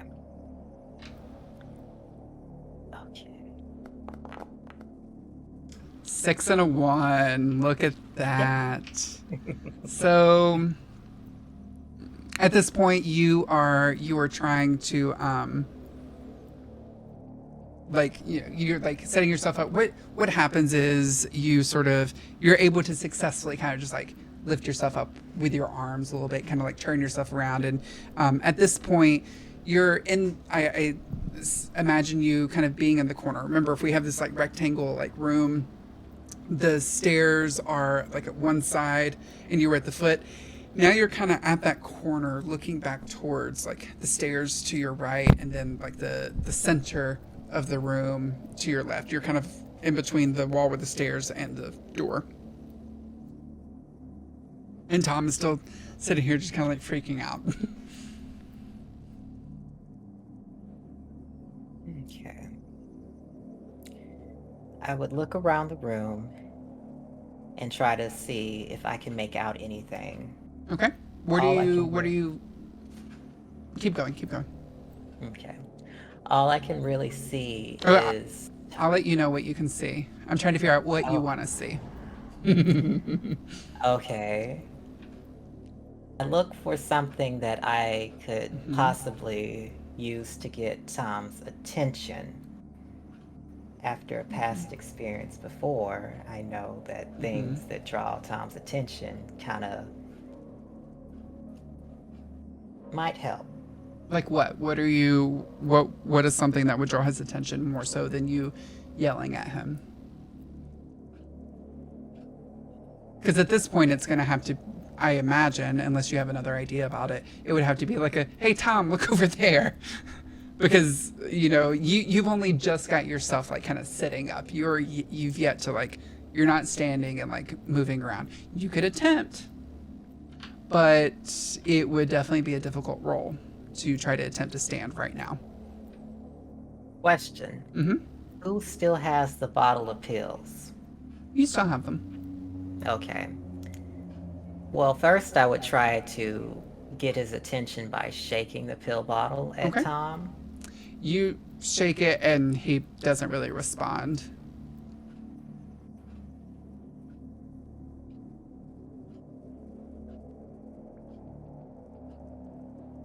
I would throw it at him now. You throw it at him. This is what I would do.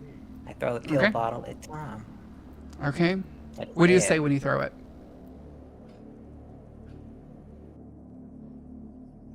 Or do you say anything? Or you just... Okay. Tom, you dingus, wake up. What the fuck? I am awake. Can't you see I'm having a moment here? Like, everything I do is wrong. Like, Ellis left me, now, like, I dropped you, and, like, your leg was already broken, and now I've made it worse, and now you're just, like, throwing shit at me. Like, I can't do anything right.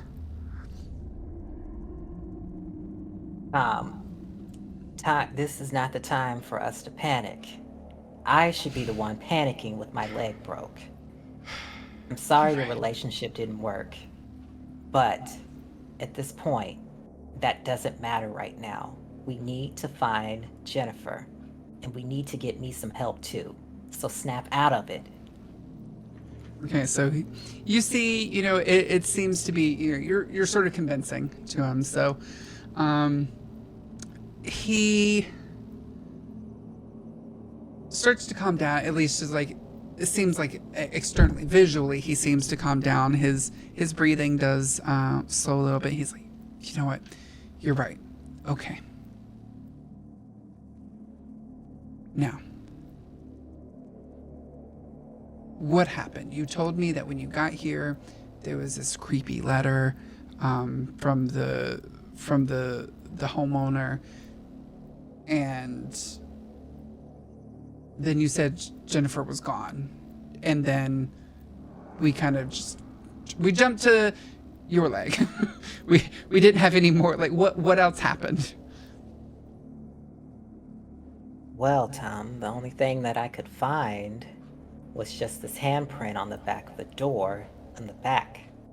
And it looked like it was red, but I don't know from what. And there's supposed to be a letter or something, but I haven't read it. What? And you see Tom's eyes as you talk about like the red handprint. You see his eyes go over to the stairs. And at this point, you've both been in darkness for quite some time. So both of your eyes have adjusted a little bit. You're able to see a bit more. And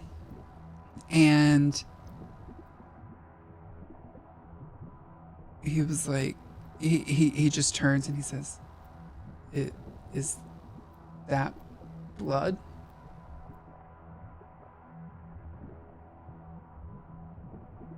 Was the handprint in blood?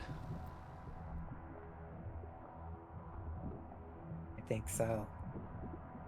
The letter I had earlier had blood on it too. You didn't think that was important to tell me? Oh, no. Of course Tom, not. Tom, I don't believe in superstitions. He's like kind of like calms himself down. You said you had another letter, but you didn't read it. Why didn't you read it? Maybe we should read it now. This is my time to get away from life and stop having so much stress on me, Tom. Of course I didn't feel like read we're it. past the moment of you not having stress. As he like kind of gestures down to your leg. That's just like, it's still just kind of like little go in the wrong direction. You've not tried to like set your leg back to be completely straight yet. Question, would I have to roll to get the letter out of my back pocket? No, okay. I don't think so. I would reach into the back of my pocket as the best I could, and I would hand it over to Tom to read. Okay. So Tom gets it, and he's like, wait, there's blood on this too, but I don't know whose blood at this point. Because it's just, you can tell that there's like blood coming down the stairs. It's kind of obvious. And if it was in your back pocket, no idea.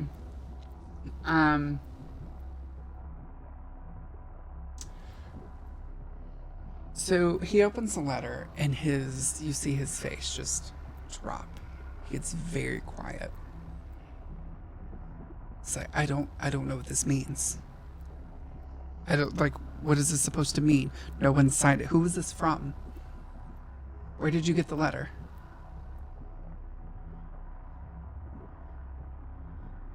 They've been all over the place. I got the first one in the mailbox, and the second one, hell, I can't remember, Tom. I fell down freaking stairs. Where you expect me to remember where I got this from? Just read the letter out loud. Okay.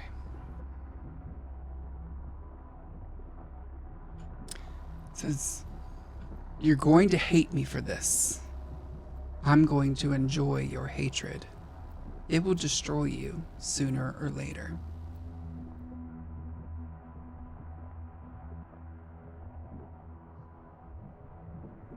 That doesn't That's sound all like it says. anything.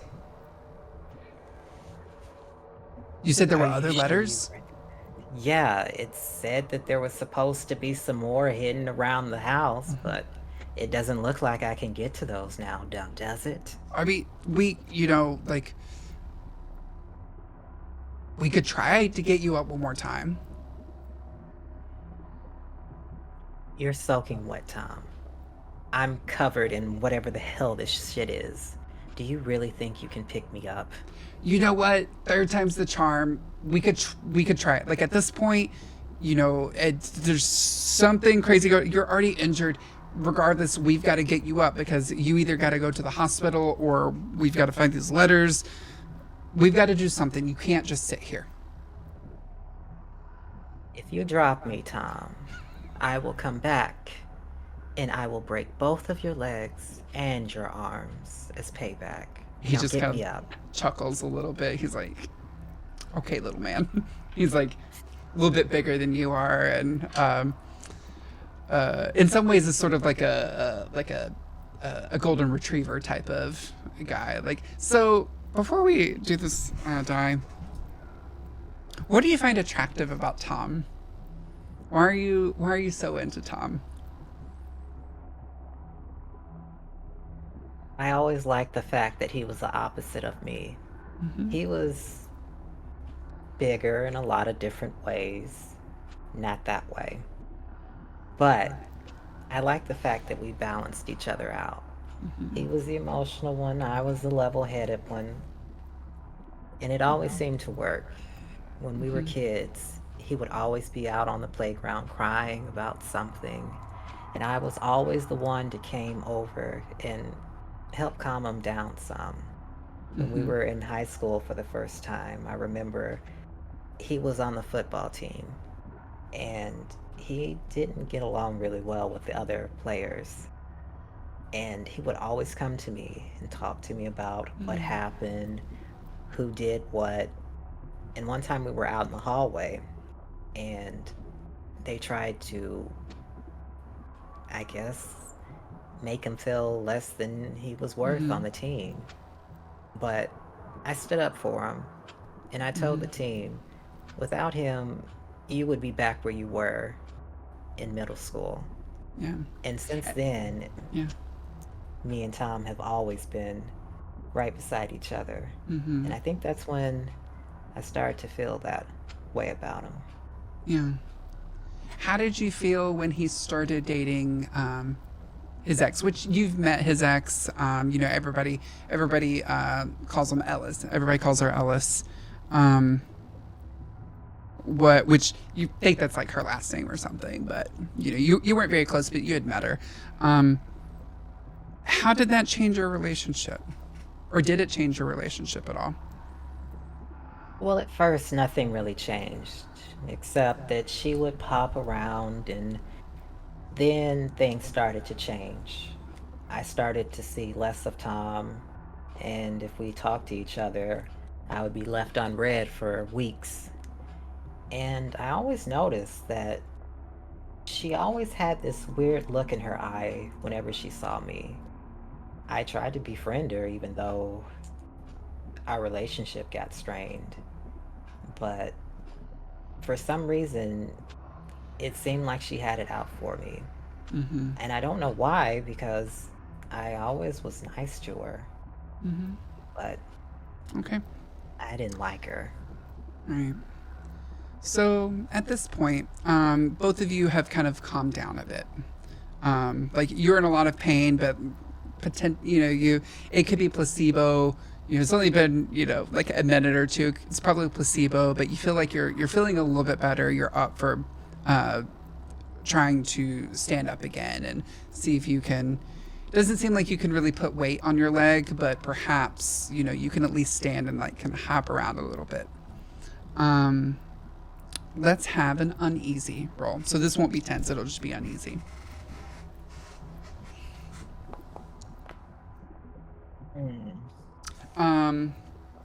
You can try again at tense, or you've tried to stand like 12 times. Yeah, I don't think this. I have to say this was not working expected when I was coming up with this story. And I love it. I love it. I'm like making notes. I'm like, yep, can't do that. Can't do that. That severe consequence at the beginning really got you. It was a severe consequence. Yeah. I guess we'll try for it. What was it, a tense roll? Okay, we'll try for that. Yep. Oh my god. So you can, here are your options. You can go up to a desperate roll. And if you would like, you can also, I think at this point, Tom is sort of like calm enough that he will, he can give you an extra die because he's helping you. Like you get a little bit more energy, so it's like now it kind of counts as sort of like partial help from an NPC. And remember, your anxiety can go up to 10. You can give another scar if you would like at this point, but it's going to be very different from the others. You take you to 8. If your anxiety gets to 10, every roll is desperate. So if you want just the 2 at desperate, you can do that. Or you can again be sitting on the ground and we'll just knock your numbers up and then we'll go from there and try to figure out something else. You got options, but they are limited. Yes. This is a horror movie, Derek. Yeah. Let's go for the desperate roll. A desperate roll. Okay, so you're gonna roll 2 dice. Okay. Okay. You can do anxiety if you would like. All right. Would you like to try to give a scar, and I'll give you that 3rd die? Are these consequences stacking? No, they're not stacking. We're gonna take the final one. At this point, you would be dead if they stacked. Yeah, obviously. You can do a scar, and I'll allow you 1 more die. That will put your anxiety at 8. So you only have the chance for one more scar. Okay. Am I able to ever bring anxiety down, or is it just Nope. that way? It keeps going up. Okay. The only number that can come down is dread, and that's if I spend it. Okay. That would put me at 8. Mm-hmm. And your little twisted mind still got more tricks. Let's see. I'll just... Yeah, let's go on and do the third one. I'll do the scar. Something about this moment. This is happening right before he tries to pick you up. You haven't failed yet. Okay. In this Or moment, rather, it's like, I imagine it's almost like he's like faltering. He's like, wow, like, didn't expect it to be this difficult. He's like, oh, I haven't been to the gym in a long time. And he's just like kind of like sliding down with all the water and just kind of struggling. The ground is kind of slippery with like water and blood at this point because the blood's still pooling down from the stairs.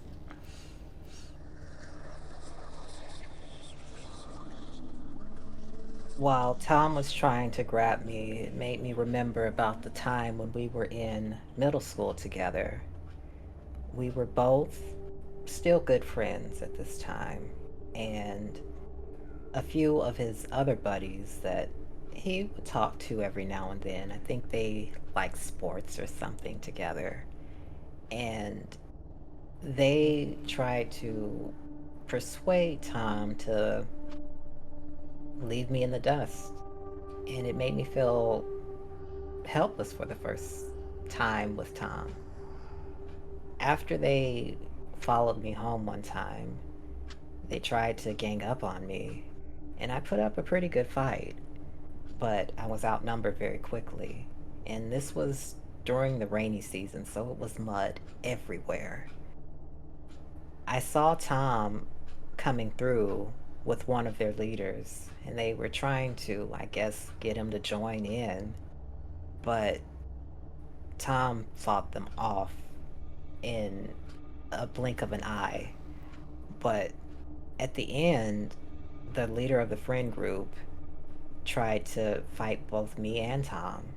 And I just remember grabbing Tom's hand, and with my hand being covered in mud, it was hard to grab onto each other to get up out of there. We were gonna put in a couple of punches and then both run off and then leave this all behind us, but I remembered that I couldn't grasp his hand and he couldn't grasp mine. And in that moment, it just felt like everything slowed down, almost as if fate was being decided for how our destiny was supposed to go from there. If we were to slip apart and let things end there, or if we were supposed to grab each other and never let go. And as you felt your hands slip apart, what did you feel as you left him behind? I felt like a part of me was gone.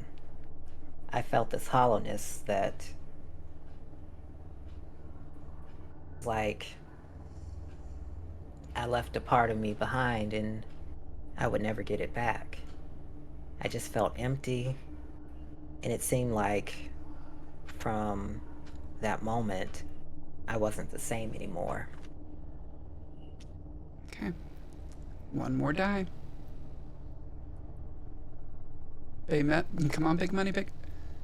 You know what? You're only supposed to do one because you already rolled the 2, but I will give it to you. I'll give it to you. Yay. It's a success. I do go ahead and still get one more dread because it's desperate roll. All right. Tom is successful. You're able to stand, and you find that you can hop around a little bit. It's very difficult. The stairs would be almost impossible right now. You can look around at this point for, if there's like a broom or like something like a long stick to try to, like a little like walking stick to kind of help you, if you're still like trying to go up the stairs or whatever, it might make your way easier. So you could look around for that if you would like. Okay. At this point, I'm glad to be standing, or at least halfway standing. I tell Tom we should start looking for something to help me get around, and also a light source. Tom, can you go around this room and see if you can find a flashlight or something that we can use to see, or a switch breaker? I look around the room for anything that I could see to help me stabilize myself. So you're looking to like stabilize, and for like, go ahead and do an uneasy, just like a 1 die. Okay. Okay, so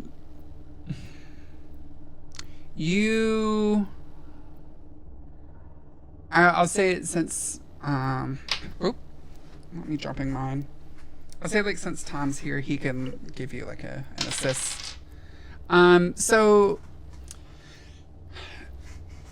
you start walking around, or rather he starts walking around for you. You're not walking anywhere right now. And you hear him go off to the kitchen. He's like, "Hey, I found a broom. You think that would work? It seems kind of sturdy." So like you hear him keep rustling around. He's like, I'm looking for some sort of light. Oh, fantastic. I got a flashlight. He comes back out, and like you have both of these things. So like hand you this so you can like walk around a little bit now, and the flashlight. What you do notice is that like you turn the flashlight on, and it is very like, it's flickering.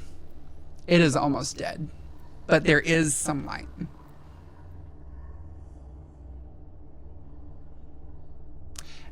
At this point,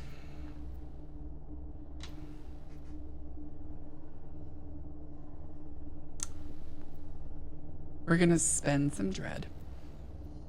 Your despair is now 1 as the darkness closes in.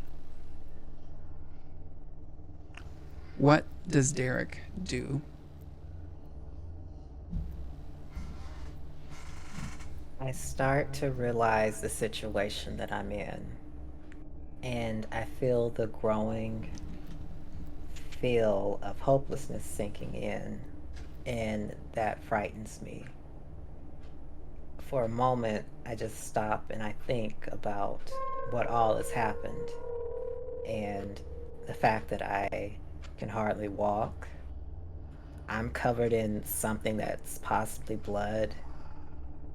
My friend is missing, and my other friend is not in the best of places right now to handle all of this. And unfortunately, being the person that I am, I've always tried to look out for my friends and be the protector. But right now, I can't protect them, and they can't protect me either. So I grab the flashlight and the broom, and I look at the broom, and it's old. But I use it the best I can to feel around to see what's beside me. And I look towards the stairs. Are you wanting to go up the stairs? I would like to see what's at the bottom of the stairs. Okay. Sure. And possibly look up. Okay. You see at the bottom that there is, you can clearly see at this point that yes, this is blood. At this point, it seems to start, it's kind of like drying up. So like some of it is kind of like changed to like the slightly brown color. What's left is, if it's not dry, it's like, it's very sticky at this point. It doesn't seem to be any fresh at this point. And you don't really see much of anything else there except for, like near the foot of the stairs, there is that pill bottle that you threw earlier, kind of like hit his head and like just kind of rolled on the floor. You don't see much of anything else, but as you get close, I assume like you're like sort of like getting closer to the stairs so you can look up. Something catches your eye. Another letter, kind of on the banister, sort of, like the top of the bottom of the banister's got the little point. It kind of like can take off, and it seems like the letter is kind of attached right there. Do you read the letter? And Tom is with you. He also notices the letter at this point. Well, Tom is the first to grab the letter before I even have time to react. And he says, "There's another letter here. We better read this." And I look at Tom and I said, "All right, be my guest. Read whatever this twisted game is now. I just want to get out of here and get home safe. All three of us." Okay. So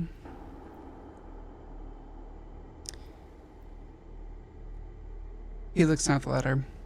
He's like, yeah, kind of looks like the others, kind of covered in like old dried blood or something.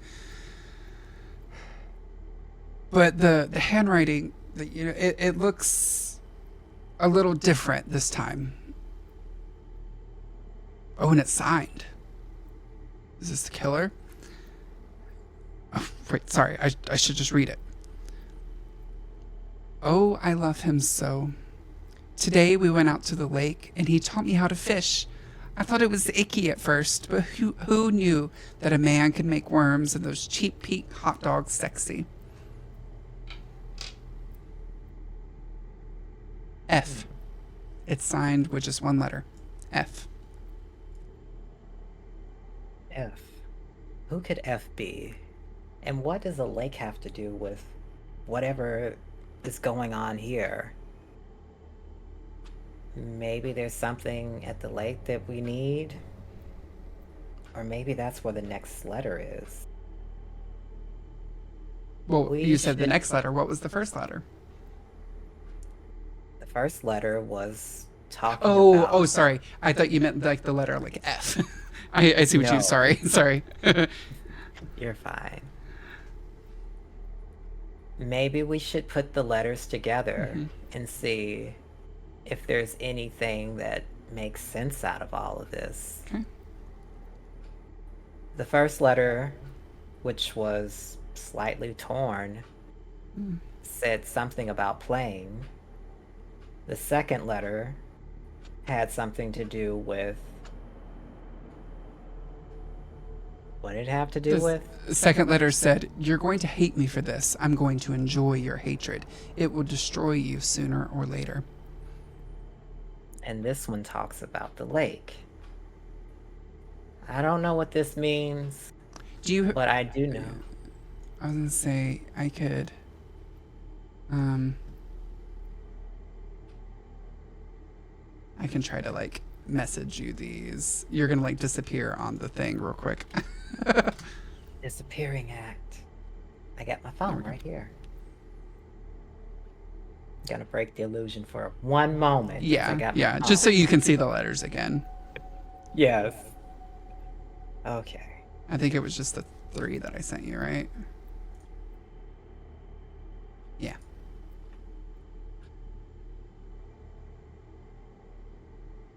Yeah. It wasn't in the order that you found them, but yeah.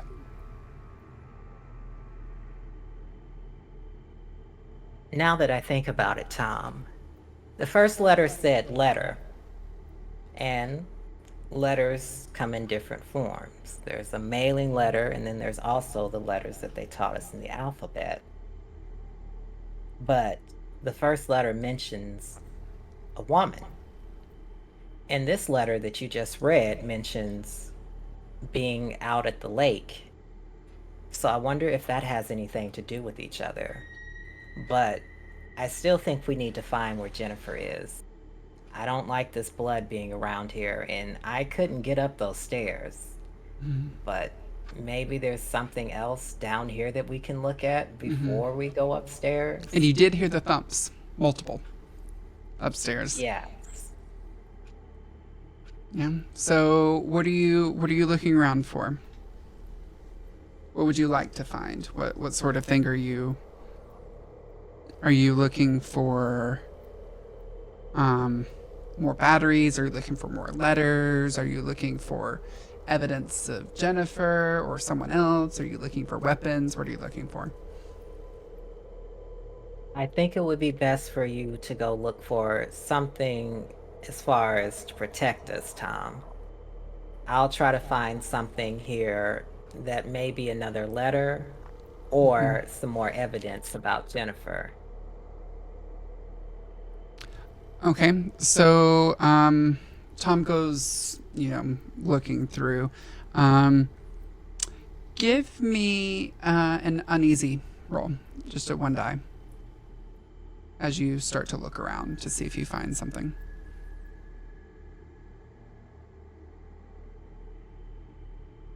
Did it? I rolled a 5. Okay, it didn't show on the screen. I was just waiting. It didn't show me in OBS. It does not like to be hidden behind other windows. Okay, you got a 5 on an uneasy. That so you're looking around, and you said you were looking for something for Jennifer. Yes, evidence on Jennifer or either a letter. Okay. Just more evidence, basically. Sure. You are looking around, and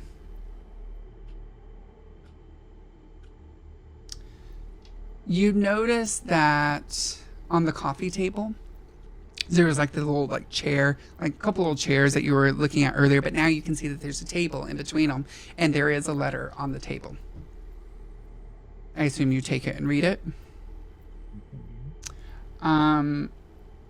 It says, and here I can send it to you as in a second. It says, "Tonight was the perfect night. I'm sad it has to end. Maybe we can stay a few more days. He said he has to get back to work, but I think I can talk him into it. Frankie." Frankie. Who the hell is Frankie? And why are these letters all about some couple? Tom, can you hear me? Yeah, I found another letter. Oh, you did? Okay, yeah, I found something. And so Tom walks back out. You see, he found a kitchen knife. He's like, "I'll be your knight in shining armor." He's, just trying to be cute old Tom.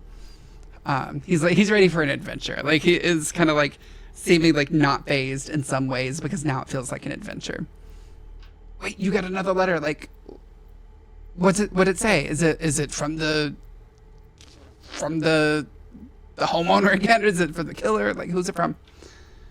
This letter has a sign by Frankie, and it's talking about somebody leaving, but maybe trying to talk them out of it. I feel like whoever wrote this letter was possibly having an affair with somebody, and obviously those other people had something else to do other than be with them.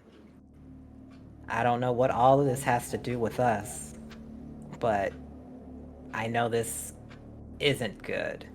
This is getting very creepy. Who is even Frankie? Do we know anybody named Frankie? I don't even remember going to school with anybody named Frankie. You look at Tom, and he just kind of shakes his head. I think we need to go upstairs. We've seen the pool of blood.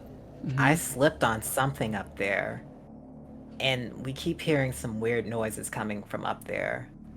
When we do go up there, we need to be on our guard, because obviously something's out to get us. So you and Tom start to go up the stairs, and with you know what? You get to about halfway up the stairs again, and I'm gonna need an uneasy roll. You're getting a little anxious about like, okay, I've been trying to get up these stairs, and now you're getting like in the blood as well as like the broom is getting in the blood. Give me a 1 die.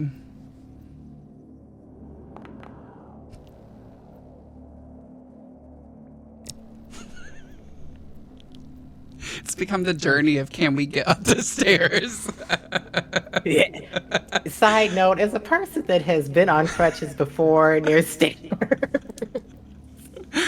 So you can push on with this current course of action at tense if you would like. You can roll again. And the side to that tense roll is what? 6 would be a success. 4 or 5 would be lesser success, but there would be some consequences of some sort. If you got a 1 to 3 on a tense roll, no success with a severe consequence. The last time you had a severe consequence, you broke your leg. Yeah, in the same place, yeah. I can also, at times, like, there was one time I took dread instead of a consequence for you. Well, there is one dread there, so I'm gonna go with a tense roll. Okay, Wait, die. I have a question. Yeah. I have a question. Where is Tom on the stairs? Is he in front of me or behind me? Where would you like him to be? I think what would make the most sense is you probably went up first. Or, I mean, actually, maybe he went up first because he's like holding the knife out. So he's in front of you. Okay. And who has the flashlight? Me or Tom?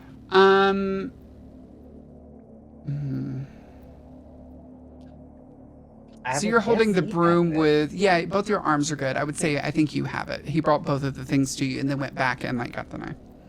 Okay. So he's no help at all right now except kind of shining the light down on the stairs. No, you're holding the light. Yeah. Oh, okay. You're holding the broom with one hand and the light in the other. Okay. He's so your battle ox in front of you, just in case something comes after you. Okay. And my last question is, how is the stairs? Is it like rails going all the way up with no wall, or is there like a wall on the side? There's a wall on the side. And then like after you go so far, it's walls on both sides. Okay. So yeah, there's just like a railing, sort of like a little banister. Like there is like a little banister like right up next to the wall. But like once it's near the bottom of the stairs, that's when the banister is really, you see it because it kind of comes out from the wall. All right, let's do the tense roll. I'll do it.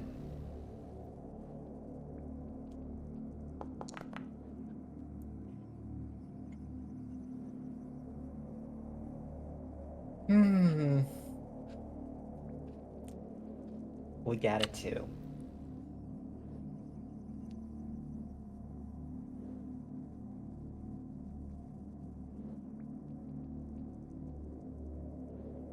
Things are becoming dire. You're realizing that you are making very little progress. You recognize that like this is like way too difficult right now. Like this just isn't working how you're going about it. If you're going to get up the stairs in some way, you're going to need help to be able to get up the stairs. And so you don't really even make it up very far, and you're just like, no, like going down the stairs was sort of okay. So you just kind of like head back down, and the darkness nears as your despair goes to 2. You have attracted the horror's attention.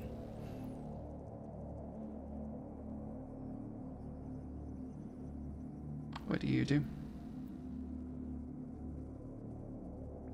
Do you call out to Tom, who was like still kind of like making his way slowly, kind of wondering why it got dark all of a sudden?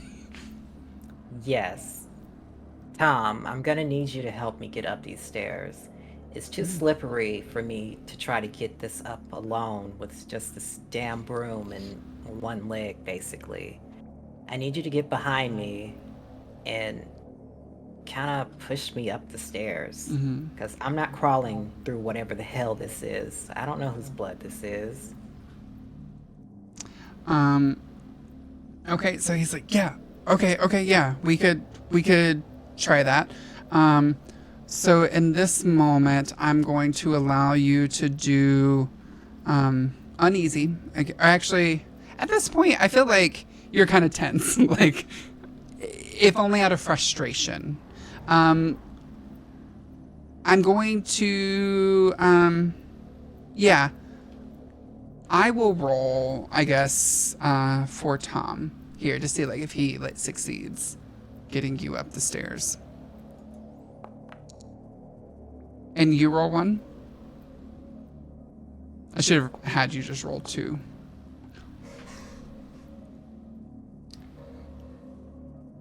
This does not work.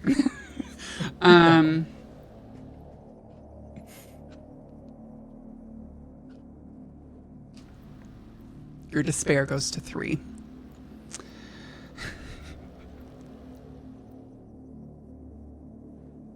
Tom says, yeah, like, as he starts to grab you, it's like, it seems that there's too much pain that you're having. It's not really even on him. It's just like, you're just like not able to do this right now.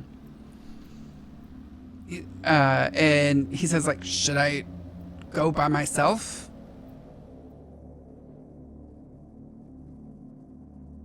Or did you want to go to the lake? Like, this isn't working. We can't get you up the stairs.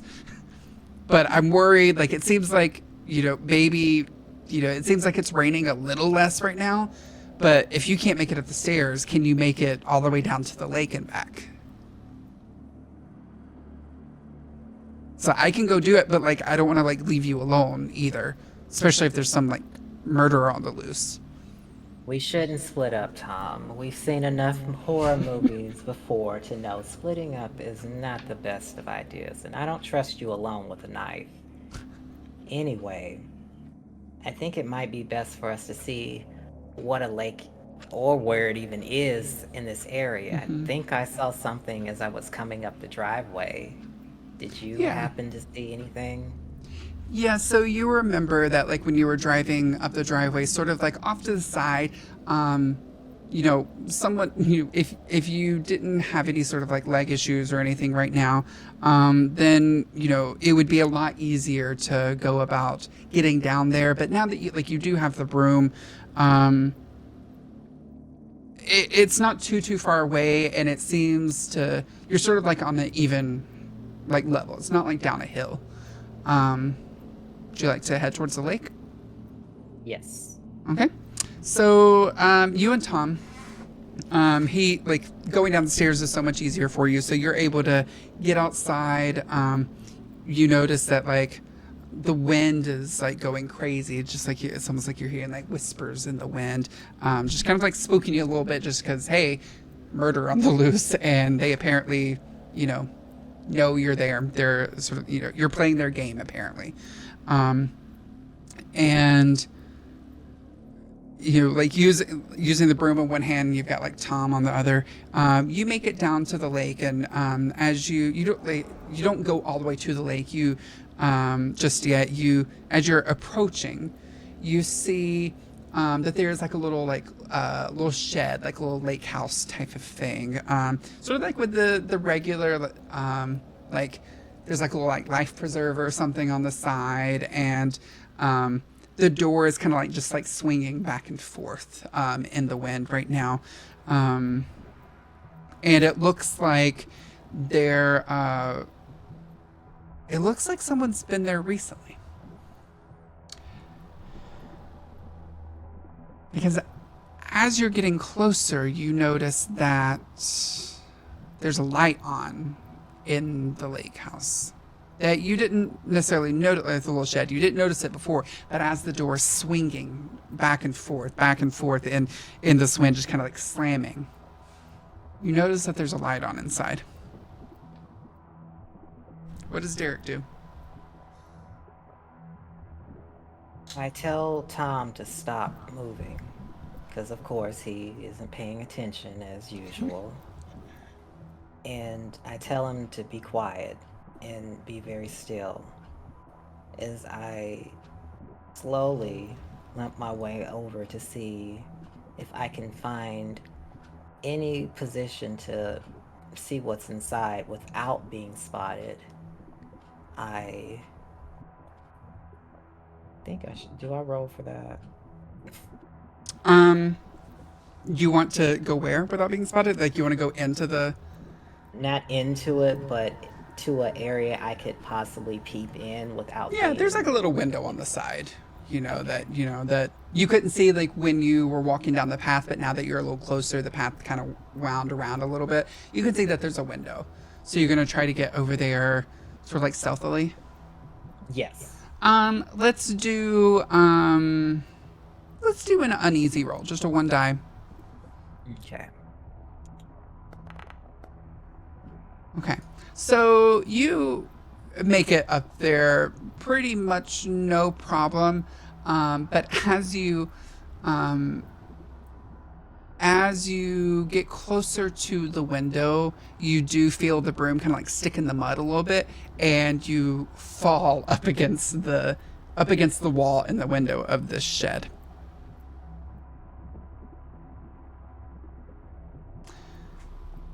Do you look inside? Are you hiding? What's going on? Did it make a sound? It did. It made a very obvious sound. Oh, goodness. Well, as I regain my self, I try to peek up and see what's inside of the shed to the best I can. So, yeah, you peek up, sort of like very like sort of apprehension, and you look inside and see that there is sort of like the normal like shed type of stuff. Like there's like a like a shovel and like like a little like hoe and like a rake or something, as well as some supplies that it could potentially be like for a boat. Not really sure, like some rope and this and that. And there's like a little like work table inside. It's a small like shed, but it seems like somebody's like had spent some time trying to make it nicer, even though it's kind of run down now.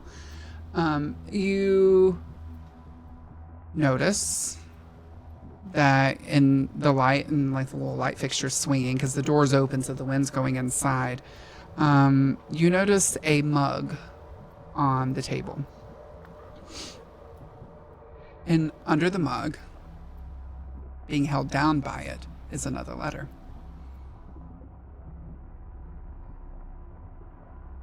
Great. Another letter. Tom, can you run in there and get that letter while I try to get myself stable again? I keep falling in this mud. It's gonna take me a minute. Okay. So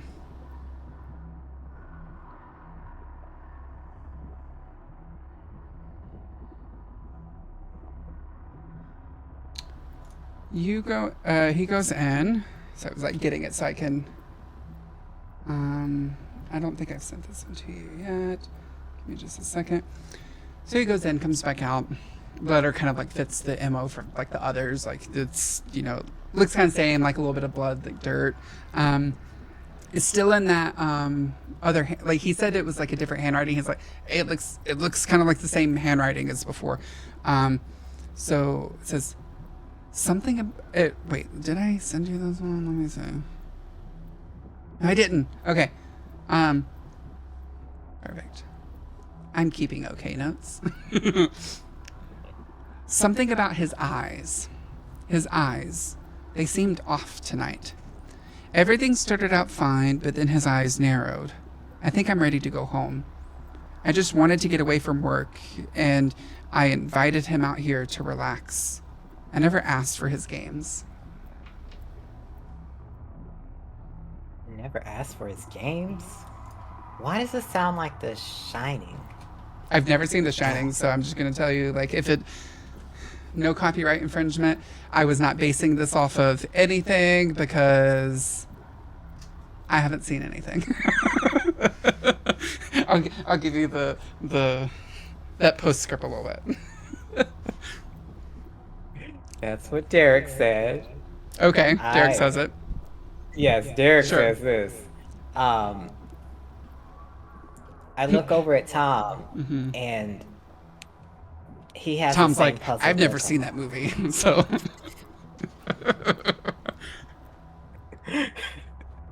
him. we're. So, I can't with you.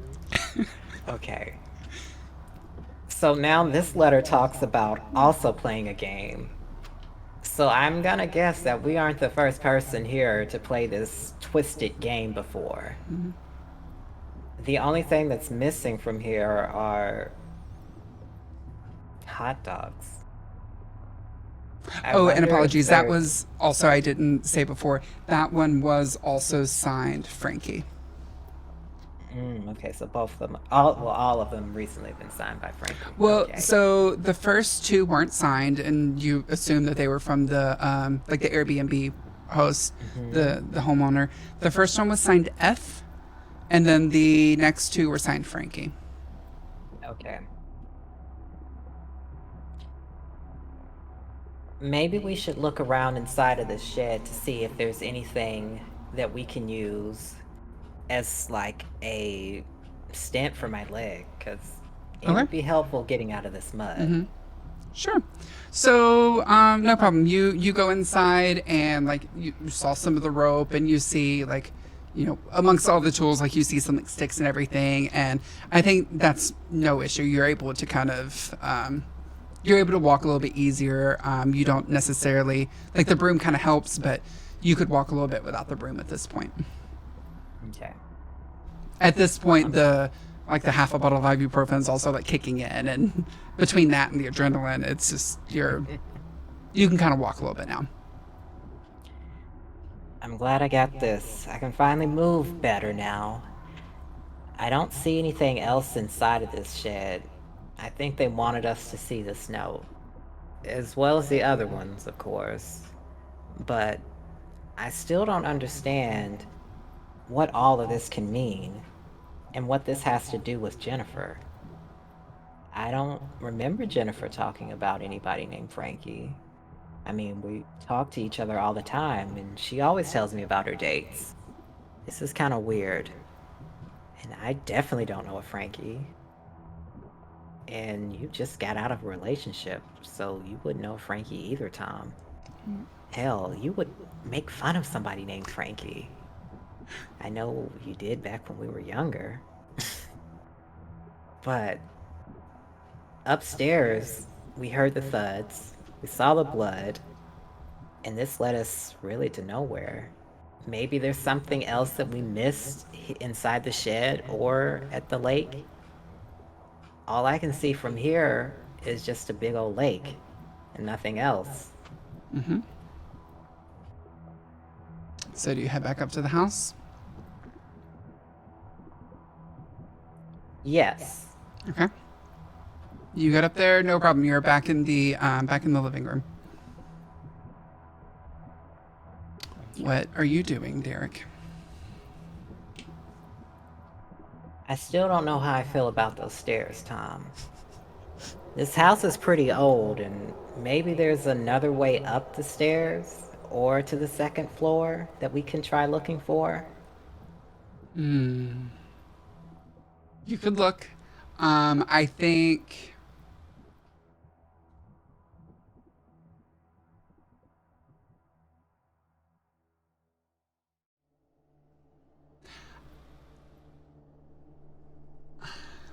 I think at this point, since you're more than welcome to look around for something. You haven't seen anything thus far, like coming from the kitchen back through, because it was sort of like daylight a little bit, like when you were like looking through the kitchen, coming in through back there, and there was no sort of stairs up.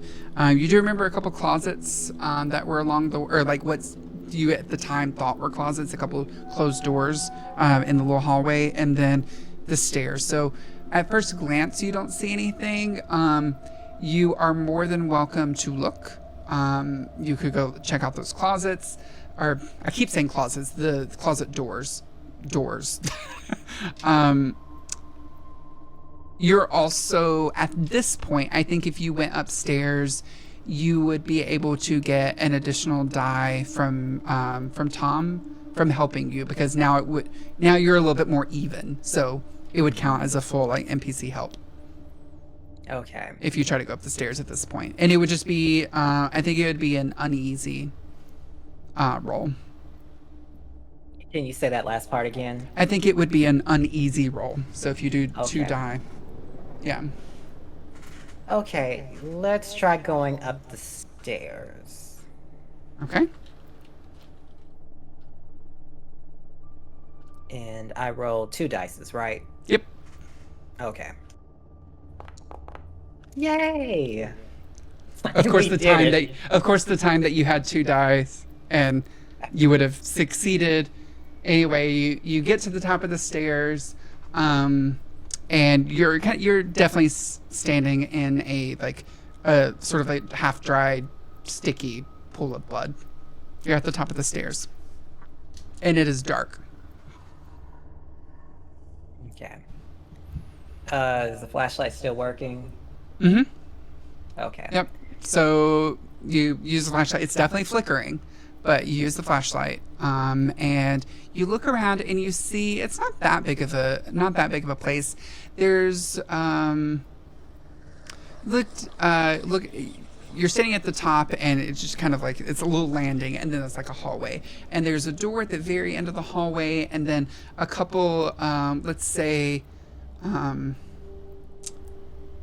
there's 2 doors on one side, 1 door on the left, so 2 on the right, 1 on the left, and then 1 all the way at the end of the hallway. They're all closed.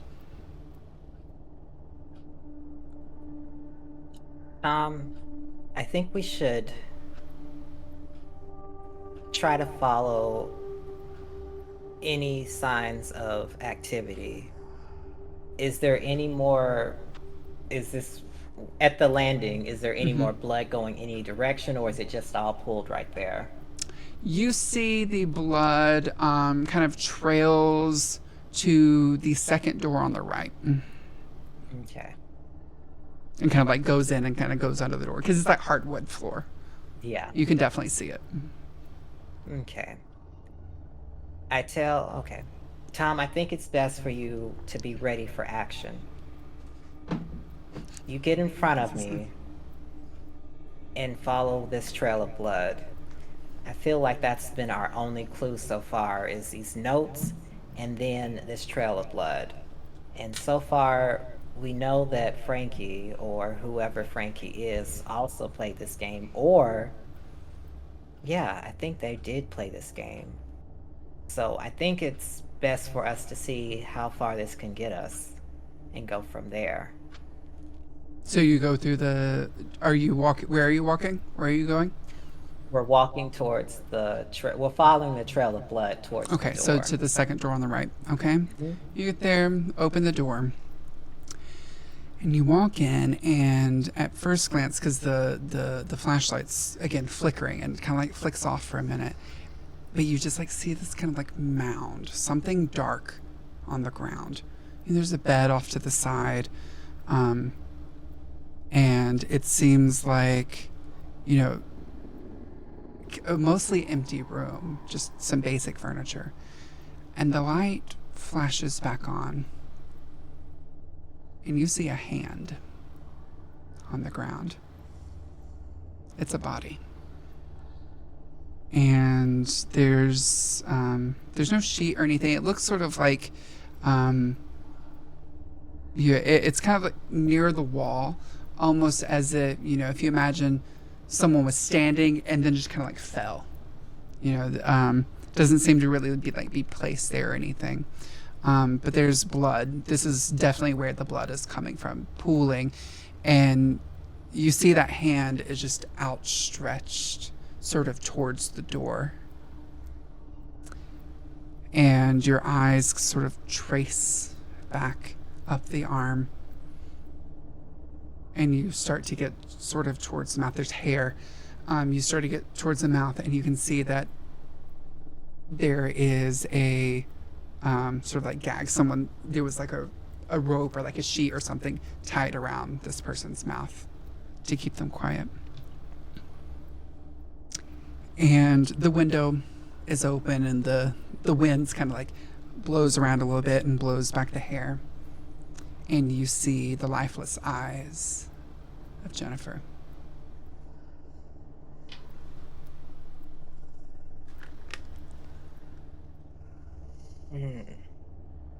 Jennifer's body, if you will.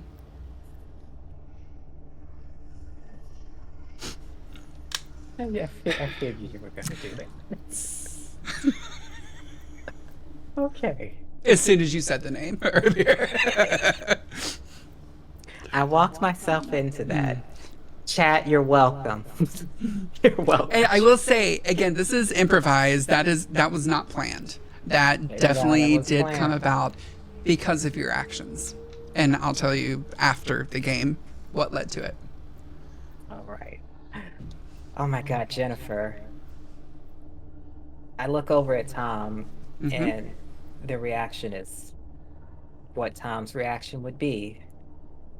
In this moment, I don't know how to feel except the feeling of loss. That was my best friend.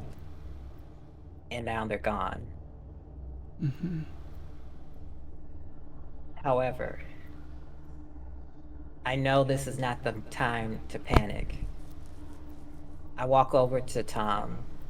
Tom, I know we just found Jennifer, but we need to get out of here, and quickly. If there's any more notes, we need to find them and we need to go. We don't need to split up at this point. That's what happened to Jennifer. She was with me 1 second, and then I turned my back and she's gone, and now she's dead. We need to be quiet, we need to stay together, and we gotta get out of here.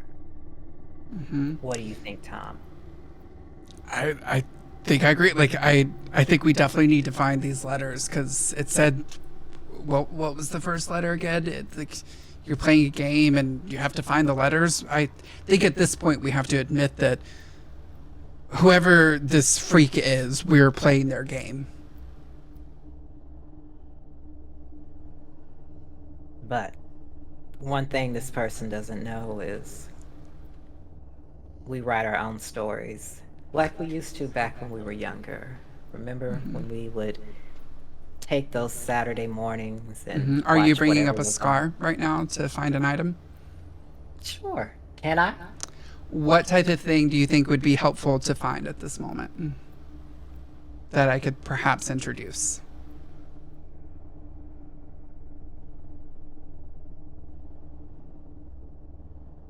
Another weapon. Another 'Cause weapon? right now, Tom is the only person that has a weapon. Right. And, And you're not kinda satisfied walk with your now. broom.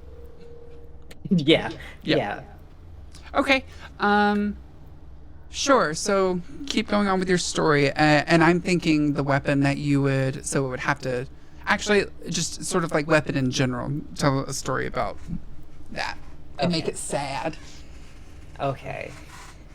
I know back when your parents were going through their divorce and it got ugly, and it was a lot of times you had to stay with us. I know that we used to stay up all Friday night after school, and we would just watch all of these stupid horror movies, and you would get scared and I would try to scare you, and the next day on Saturday we would be sitting at my table eating cereal, watching cartoons, and you would tell me about the nightmare you had.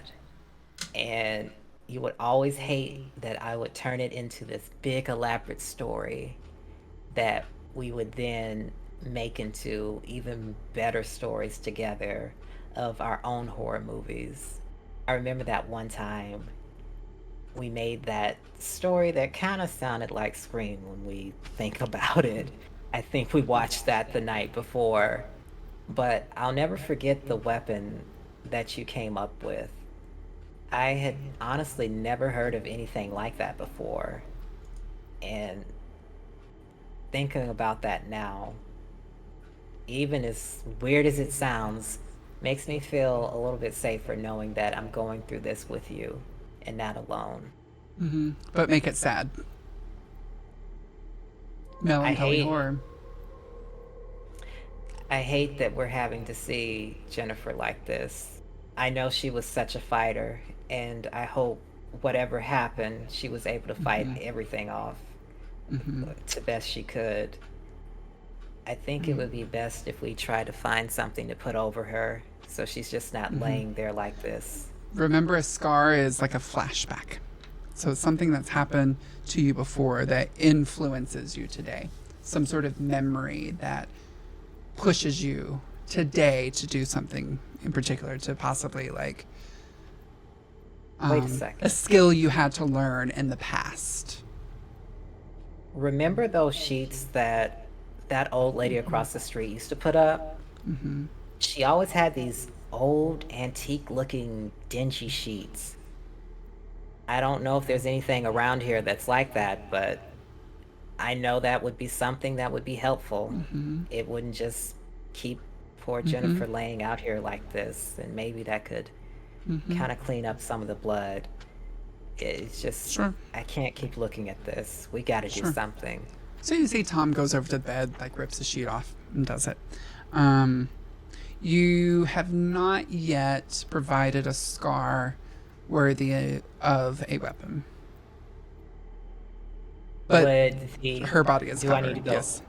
Do I need to go deeper with the weapon that me and Tom came up with, or It needs to less so be make believe in terms of like a story that you wrote in the past, and more so, a story that I would love to hear is more about a weapon that you had to find yourself using at one point.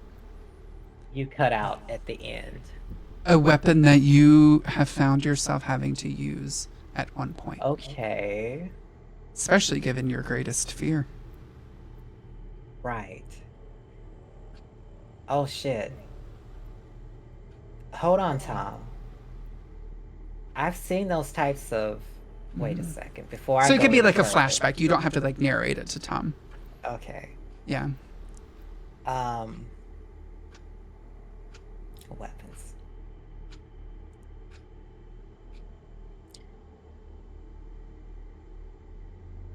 Question. I guess I need to know this before. Um. Do we know what can we see what happened to Jennifer's body? Like, is there anything visible on her body that we could semi-identify? Her body is covered with a sheet. You quickly covered it up. You didn't Okay, take time we didn't to look at it. Okay. Oh, but there was blood there, correct? Yes. Yeah, it was obviously it was her blood. Yeah. Okay.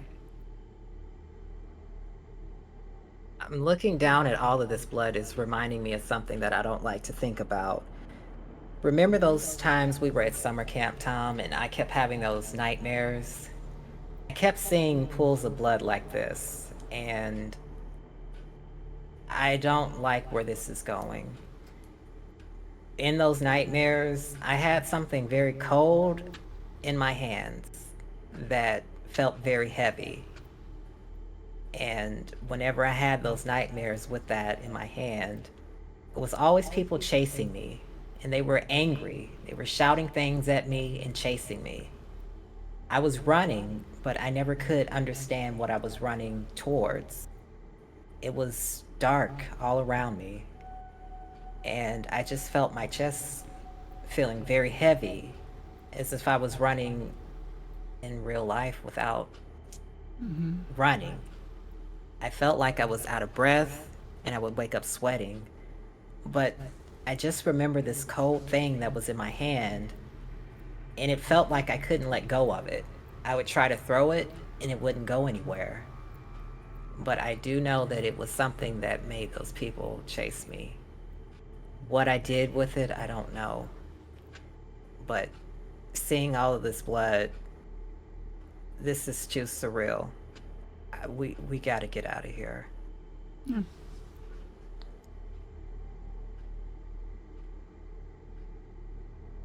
Your anxiety is now 8. And as you're looking down at the blood and sort of becoming more and more anxious. You kind of take the time to, there's a little nightstand, and you take the time to like open it, and what you find is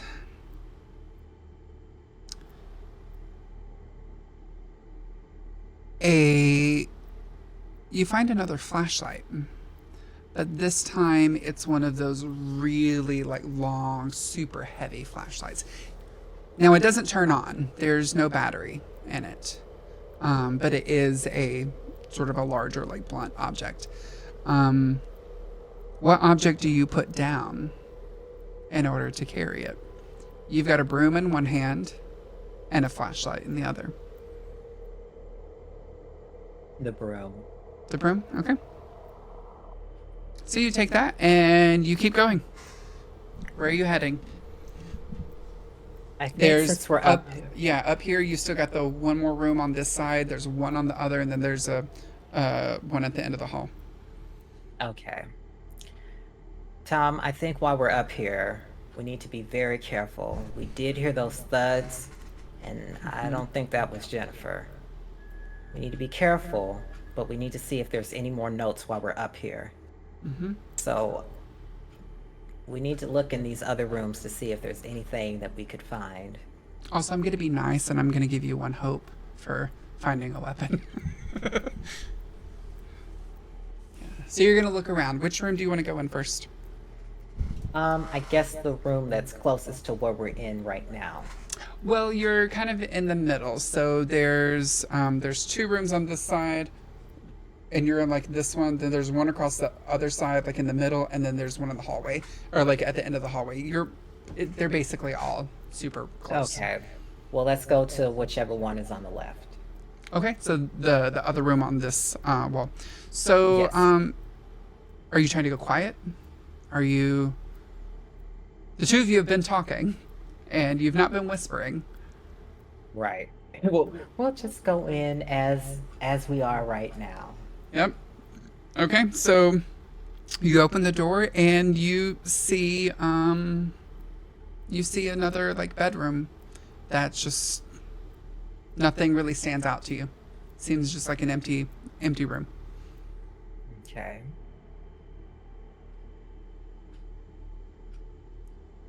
I know it looks empty, Tom, right now, but this person is twisted. I mean, they had a note under a mug out of all places, and they put the other note inside of the mailbox. I think we should try the dressers and try looking under the beds. I'll look at the dresser and you look underneath the bed. Yeah, you both look and you don't really seem to come across anything, just like some dust. Yeah. There's nothing in here. There's two more rooms that we can try. Let's go over there first. I'll go to the one on the right, and So the one at the end of the hallway? Yeah. I hate to say this, Tom, but you try the other one. Okay, so you're Let's split up. separating. Okay. So,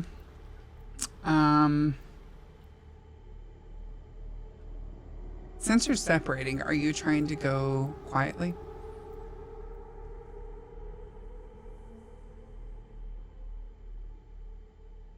No, No? not at this Okay. point. Not at this point. So you just like open the door, just like walk on in, like no hesitation. Yeah. Okay. So you go in and you find that you're in a bathroom.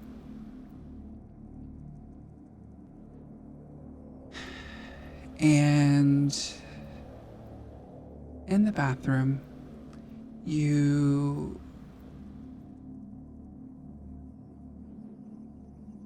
see that there's like a toilet on one side and a little pedestal sink on the other, and then like a clawfoot tub at the very end. And you can tell that there's a window on the other side of the clawfoot tub. The curtain is pulled, but it's sort of like lightning outside because it's still storming. And you see someone on the other side of this curtain being lit, sort of like their silhouette.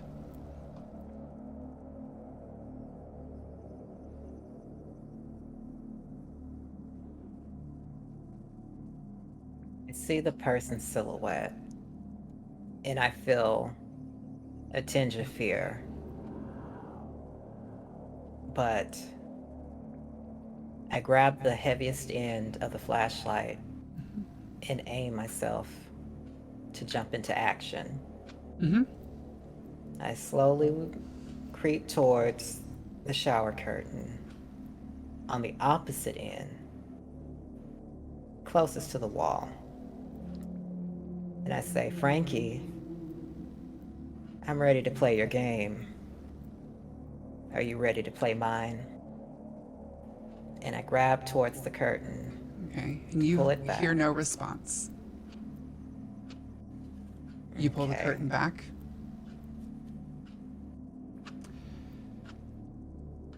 Give me a tense roll. A 1 die. Unless you want to up your anxiety all the way to 10. You can roll 1 die. Roll. 4. Okay. Okay. So you rip back the curtain.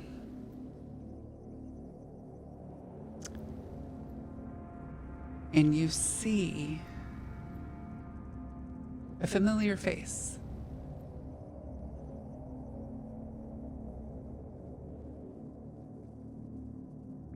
Similar to how you found Jennifer, this person has their mouth tied. Their eyes aren't open, but you can tell you've seen this face before. This person is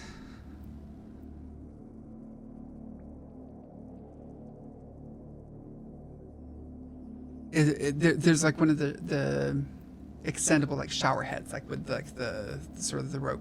They're kind of like tied around, holding them up.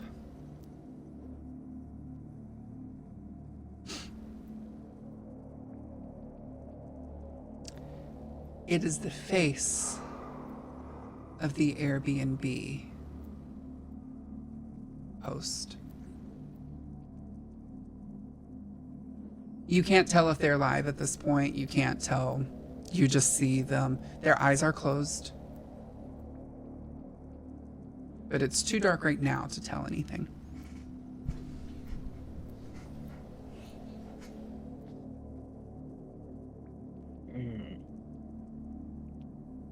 I back up slowly, and I look at whatever I can make out from this figure. Ooh, question.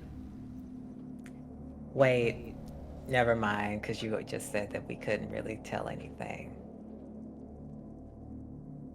But they are... You could look more. similarly- You do have a flashlight. Okay.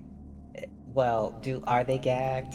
Like, similar to Jennifer? Yep, yeah. Or You could tell that much. They're gagged. But like, at this point, you've not seen any blood. You've not seen anything else. They're just sort of like tied up to the shower. Yeah. And they're gagged.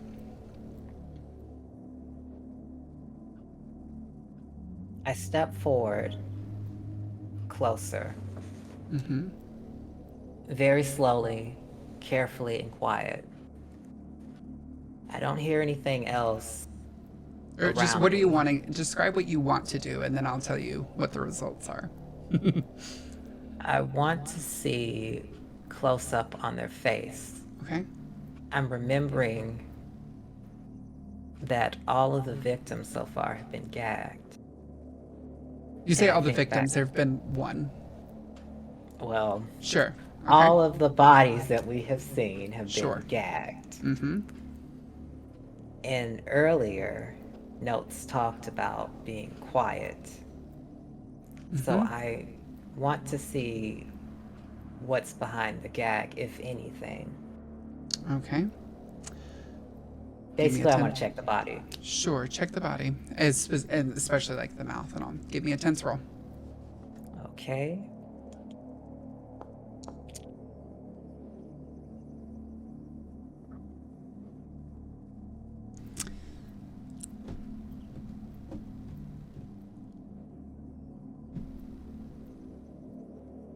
Would you like a severe consequence or despair? What is my despair at right now? 3? If you hit 5, you die instantly.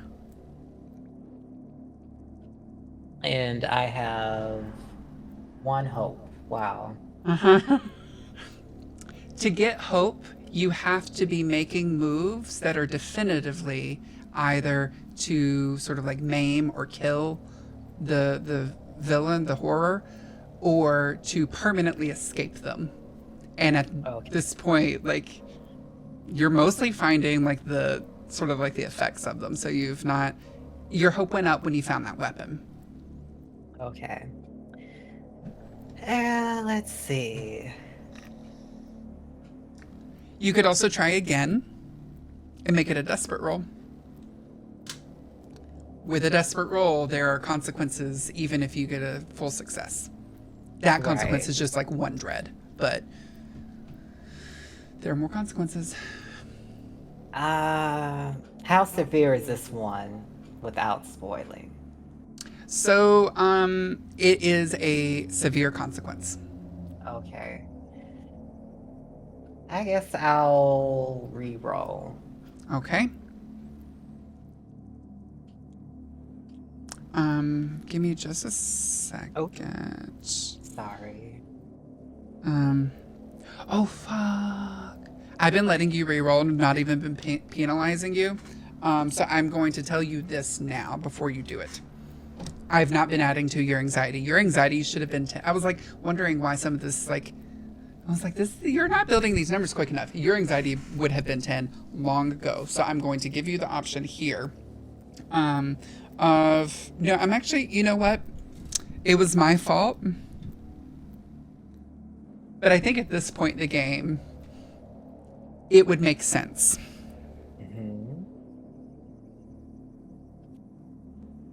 Every roll from here on out is a desperate roll. Okay. So I will let you roll again because I made that mistake. But I should have been giving you anxiety every time you rolled a higher level. That was my bad. Okay. So you can roll again, or you can just take the consequence right now, which is quite severe because it was 1 die. And yeah. But I'll let you have a reroll if you want. I'll do the reroll. Okay. 1 die. Oh, God.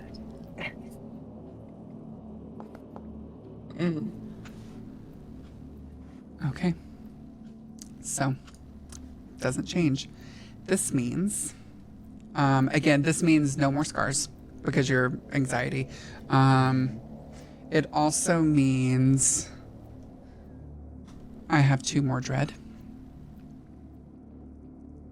You're supposed to get severe consequence, and your despair goes up to 4. If you fail with a 1 to 3 on any roll at this point. So you look at the body, you cannot tell anything really about the body. What you do notice, because even like when you're trying to like, you can't even like get the rope untied to try to like, or like the little sheet to like be able to see behind it. But you do notice in the front pocket another letter.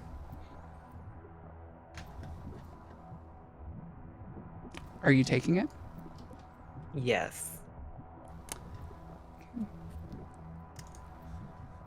So this letter says, I can't do this anymore. I'm leaving. You just don't get it. The way you talk about him, it's like you never wanted to be with me. I'm done. No more games. Go play your game with Derek. Frankie.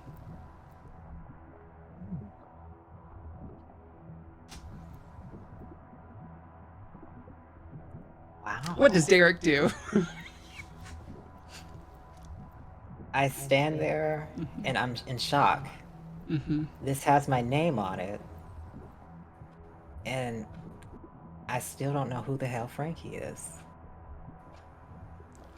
Whoever this is knows me, and they didn't want me to know them.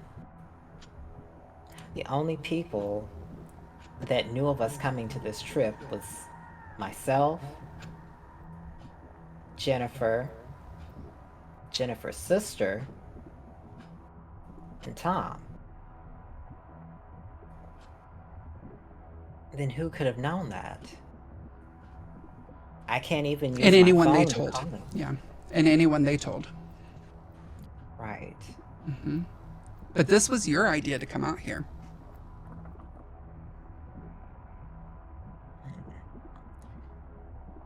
Maybe there's something else inside of this bathroom that I can find. Wait, question. Have we found a note twice in a room, or is it only just been one per room so far? Mailbox? There was the mailbox. I think there was one that was like twice, and that was just because there was, I think there was one on the coffee table and one on the banister. Right. That was the only time it was twice. Okay. Let's see. No, actually. Quietly, I would head back out of the bathroom and look for Tom. Okay. You remember this- that he like went off to that other room, like on the other side. You get Yeah. there, like the door is closed.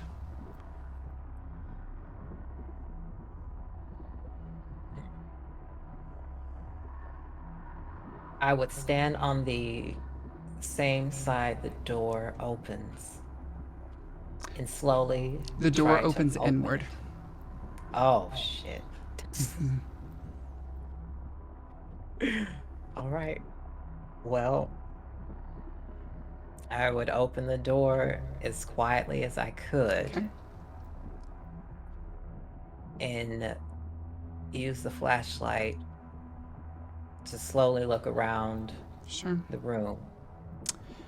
You open the door and using the flashlight, and you see again just like another bedroom, sort of like simple bed, little nightstand, and there seems to be like a little desk like straight across.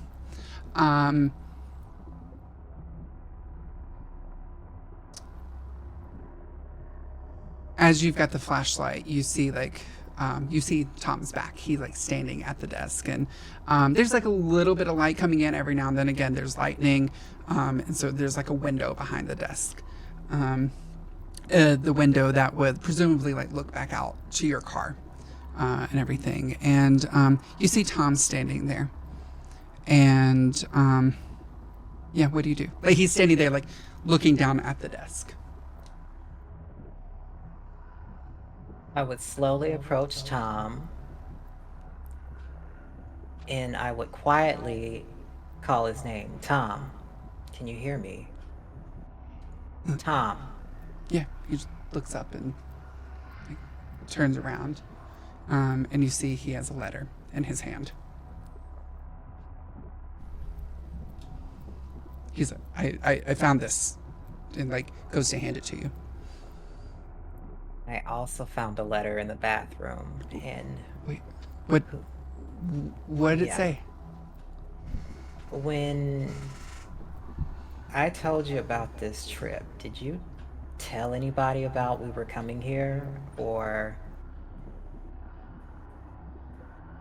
I the like person yeah, I who- called off from work for a couple days, but that was it. Well, whoever this is doing this knows who I am, and they want to make sure none of us survive this. They even mentioned my name in the letter. What does this one say? I think you should read it. And hands it to you. You look down. This letter looks a little different. It's seems to be more like a slightly newer piece of paper. It very much like a scrap piece of paper, and it's written in like what you kind of see is almost like a crayon. It's just like sort of like hastily written. To whomever finds this, my name is Frankie Ellis, and my boyfriend, Tom Markison, has lost it. He's going to kill me. And as you look up, you see Tom, his eyes kind of darken, and just smiles. He says, I told you you would hate me.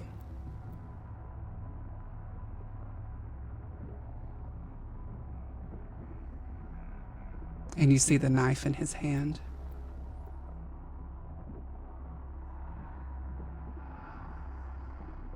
What are you going to do, Derek? You've had all these ideas over the years. You used to come up with all these stories, these little bedtime stories and this make-believe. And oh my goodness, all of those years. You know, I used to really love being around you, and then, you know, oh my goodness, I remember when we were younger, and like, just every day you would come over and you would cry because your poor little mommy died, and just like, wah. You know, Derek, of course your mom died. I wanted to be around you more, and all you were talking about was going and being with that bitch. So, I take matters into my own hands. Of course, it helped that, you know, at the time when you walked in and saw me standing there, covered in blood, you ran up to me to give me a hug, and of course I was covered in blood. It helped that you panicked when you saw that blood. I remember seeing your tiny little hands just look up, and you ran out screaming and crying. All these years, I was scared that you would come back and remember what would happen, or what happened. But you didn't. And yet you still believed that I would be your friend. That I was interested in you. Your little puppy dog eyes over the years.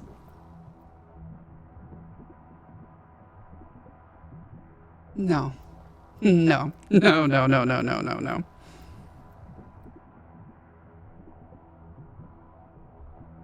I just need to tie up loose ends.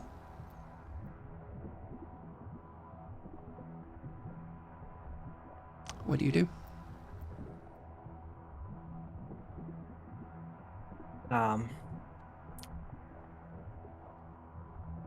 We were supposed to make magic happen together.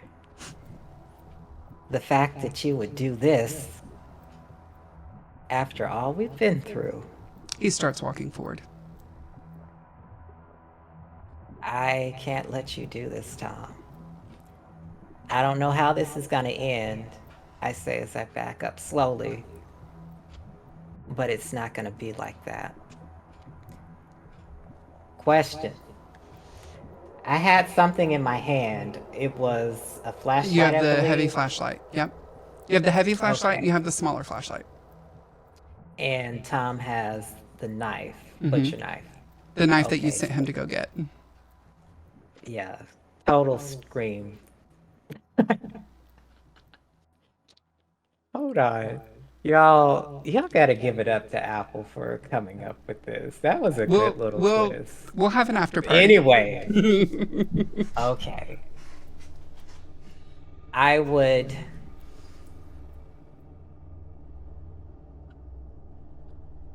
He's walking forward, slowly, but he is walking towards you. And how is my leg doing? Am I still on adrenaline, or is it running? You've got some adrenaline going through you, yeah. Okay. And my despair is at 4, right? I got one more. Okay. Ooh, this is gonna be exciting. I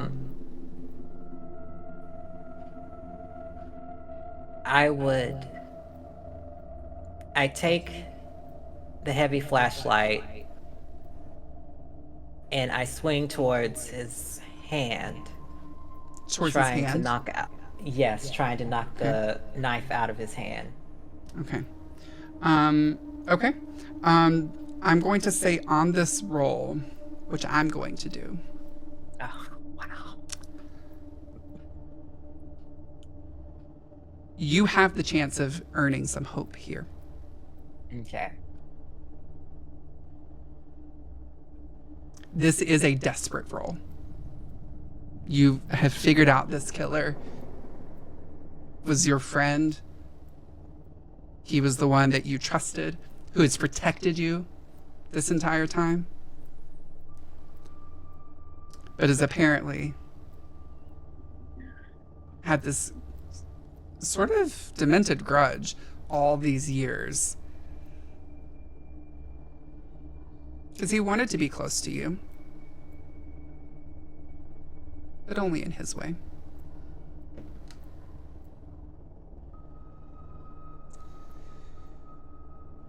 You go to swing. To swing, you have to step forward, and you sort of in your adrenaline, you forget which leg is which, and you just kind of step forward, and you feel the searing pain just rise up from your foot through your knee into your hip as you start to just completely tumble. As you swing, your hand comes in complete contact with his hand, and the knife goes flying.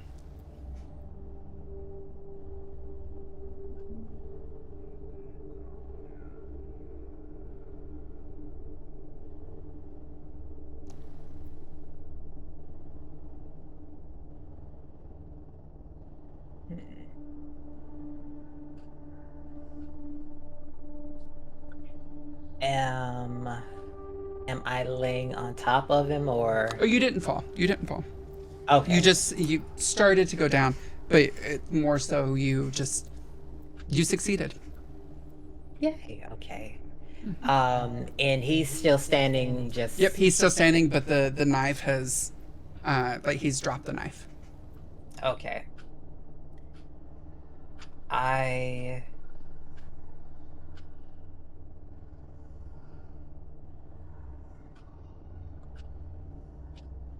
I couldn't. Why would you do such a thing, Tom? I would try to distract him with my words. So,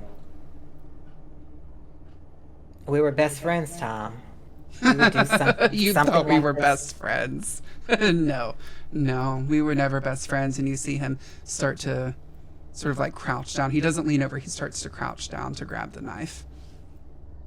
As he's just kind of waving off your desire to like butter him up in some way.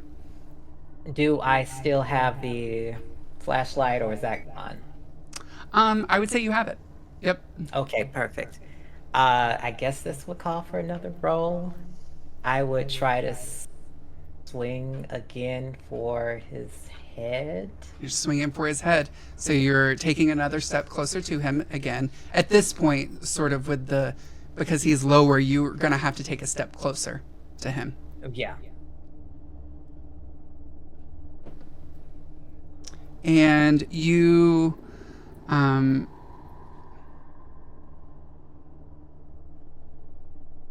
also, I forgot to add my dread from before.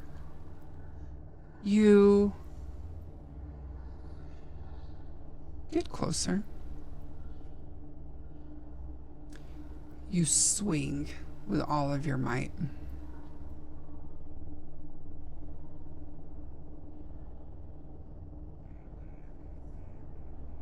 You do succeed in hitting him in the head with the flashlight. But as you do that, sort of the force and the weight, and again, your leg is hurting so much, you also let go of the flashlight.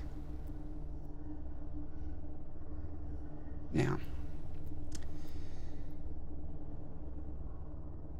he is not knocked out. He is not unconscious. But you see him definitely like kind of hit the floor a bit. He's not like fully like prone, like lying down, but you definitely hit him in the head, and he's certainly shaken.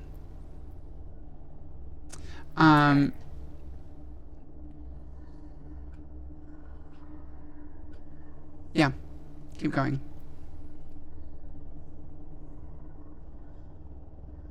I slowly make my way as best I can to the knife. He's basically on top of the knife at this point. You hit him down like directly onto the knife. Like not like where he's like hit, but Okay. He's laying on the knife. and your flashlight went to the other side of the room. You do have your your small flashlight that has your only little bit of light. I guess I swing a well. When you say little flashlight, can you show me how little we're talking?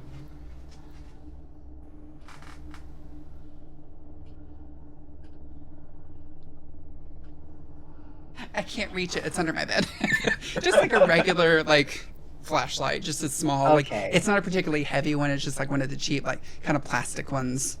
Okay. It probably, if you used it, you know, if you did what you just did with the other one, it would probably shatter. Not doing any harm, it would just break.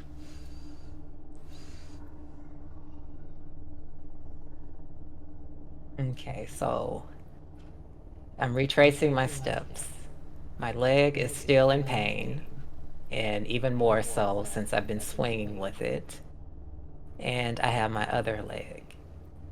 I also have the small flashlight. The bigger flashlight is...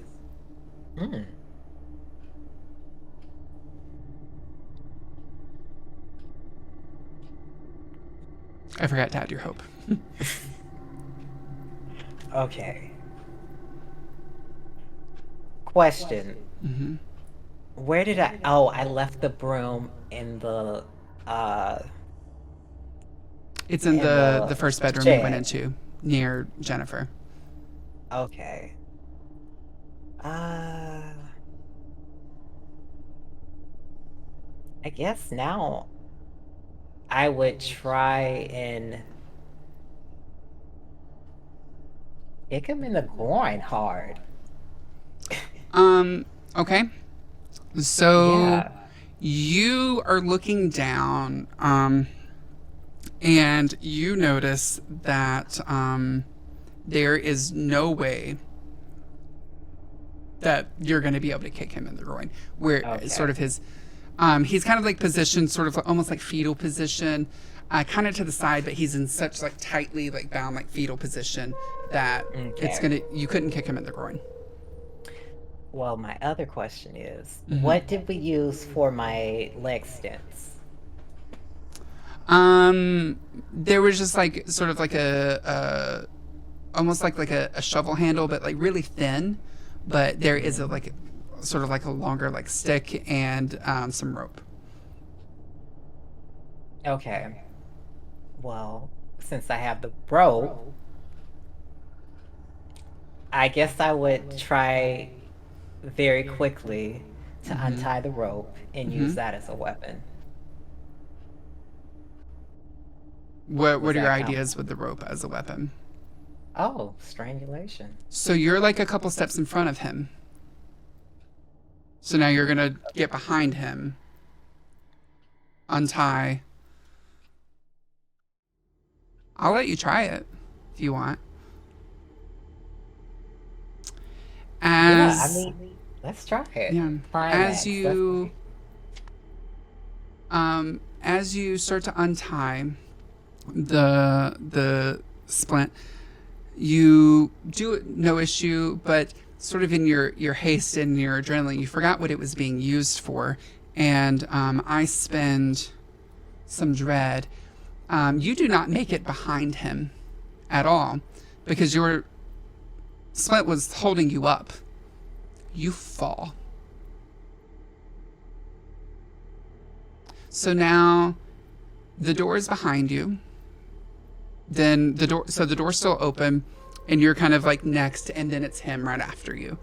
And sort of like near your feet, you heard the wooden pole kind of like hit and possibly rolled. You're not exactly sure where it is, and there's some like rope in your hand. And he is closer to your feet. You fell kind of backwards. Okay.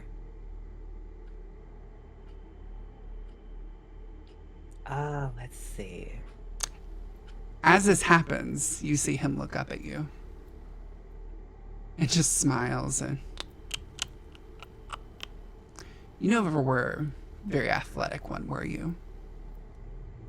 That's what makes this so easy. My fear was ever trying to outsmart you, but you fell right into this when you invited me out here. I said, oh, this is perfect time. Frankie was going to warn you. So we had to, I guess you could say, break up. As I was doing that, there's very few moments in my life that I feel that I've truly got something sort of spark of inspiration. And said, he'd make this a little game. And you see him grab the knife. And he starts to sort of like inch his way to getting back up. What are you doing, Derek? What's the rope made out of? We talking like boating rope or twine or? It would be like more like boating rope. Yeah. Okay. It's kind of old and sort of like dried out, but yeah. Am I laying on my back or Yes. kind of on my side? Okay, on On my your back. back. I inched backwards on my arms the best I could. Mm-hmm. And I glance around the room. And I look up at Tom, menacing staring at me. I breathe. And question. Have I used up all of my scars? Yes. You cut out. I did not hear Yes. anything. Your anxiety is at 10. Yes. Freak. Let's see. There is no way to have an extra die. Okay. What is his condition? Is he like shaken up or? He's a little what? shaken, but all you did, so you hit his hand, and at this point he has the knife back. He is a little like wobbly. Okay. You did like, but he's standing. He's like, he's able to like fully stand at this point. A little wobbly, but it's kind of like regaining some of his composure. Okay. And last question before I do my move. What is the length of the rope? It was enough to go around your leg a few times and kind of tie it off. Perfect. I ball up the rope as best as I could to make it intertwined and kind of loose, but stay somewhat together. And I throw it at the knife. Okay. You ball the rope up. You throw it at the knife.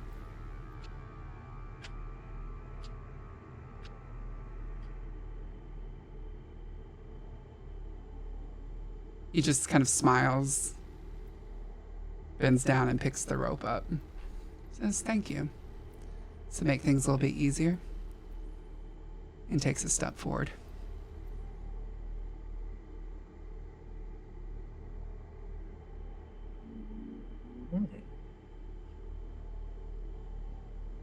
How close is he to me now?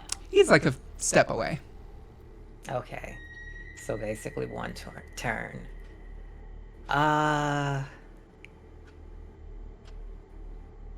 You said that I had the spade type of head, right?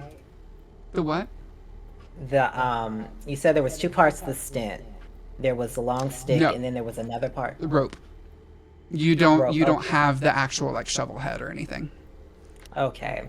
Yeah, and at this point, because you backed up a little bit, the even like the stick is not like in direct like reach. What am I near? The Like door. inside of the room. Inside the room, it's pretty empty. You don't really see anything. So the door's open and your head's about like, so like with the door open, your head's about like even with like the edge of the door. But that's about it.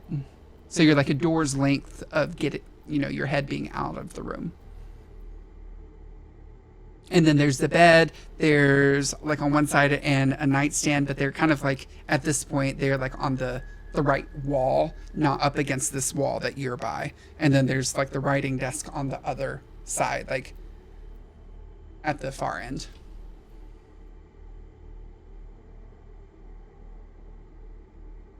And then the stake is sort of like off to your left, like by your foot, and to the left a little bit by a couple feet.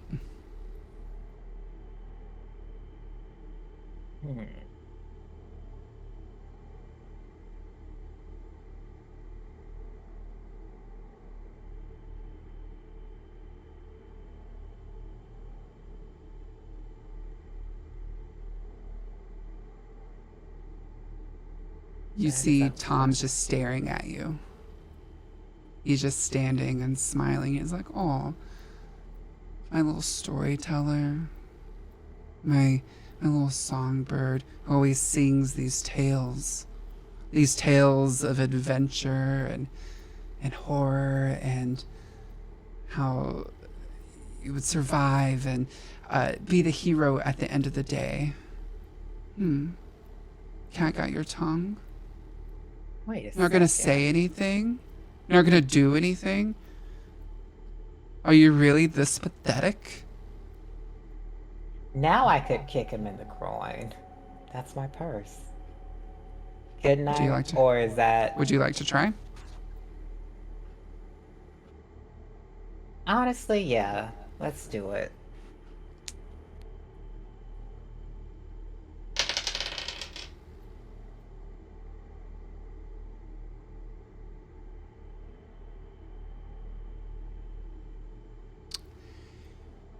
You sort of pick yourself up on your arms a little bit, kind of get all the way up to your hand to, you've only got the one good leg.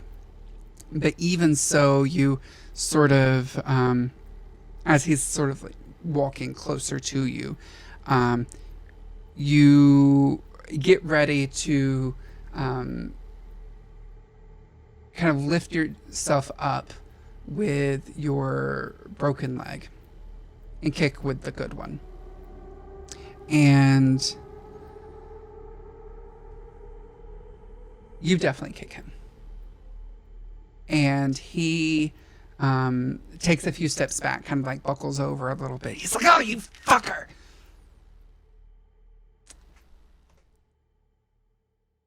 You've gained one hope. Wait a second. That means I have 5, right? No, 4 to 4. Wait. Okay, tell me what the stats are real quick. So 6 dread, 4 despair, 10 anxiety, 4 hope. Okay. That's what it was. You essentially have 1 roll. Or it's auto death, auto life. 1 roll on each. Wow. How the tides have turned. Okay, so I'm assume that he's still holding the knife. Yeah, he did not drop the knife. He just He took a didn't couple drop steps back. And And as you lifted yourself up, you feel your leg snap again. Perfect. All right.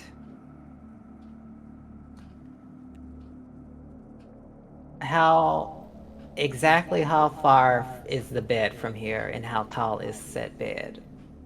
The bed is sort of like normal height type of Okay. bed. You're probably like a body length away. Okay. And you're like lying down right now. And so it would be like your body has to go like like full body length over, like down and to your right. Just to be So at the edge of the bed. you can picture this better in your head than I can. So I couldn't possibly roll myself over there. Not with how you're positioned, because right now, remember, your head is basically in the doorway. Like you're closer to the doorway right here. Okay. And so if you roll side to side, it's so like if you're right here, here's the doorway, here's Tom, here's the desk, the bed's like over here, so you'd have to like go down and over. Okay. So Tom is kind of like even with the foot of the bed. The bed's sort of like you're like this, and the bed is like that. You're perpendicular to one another. Okay.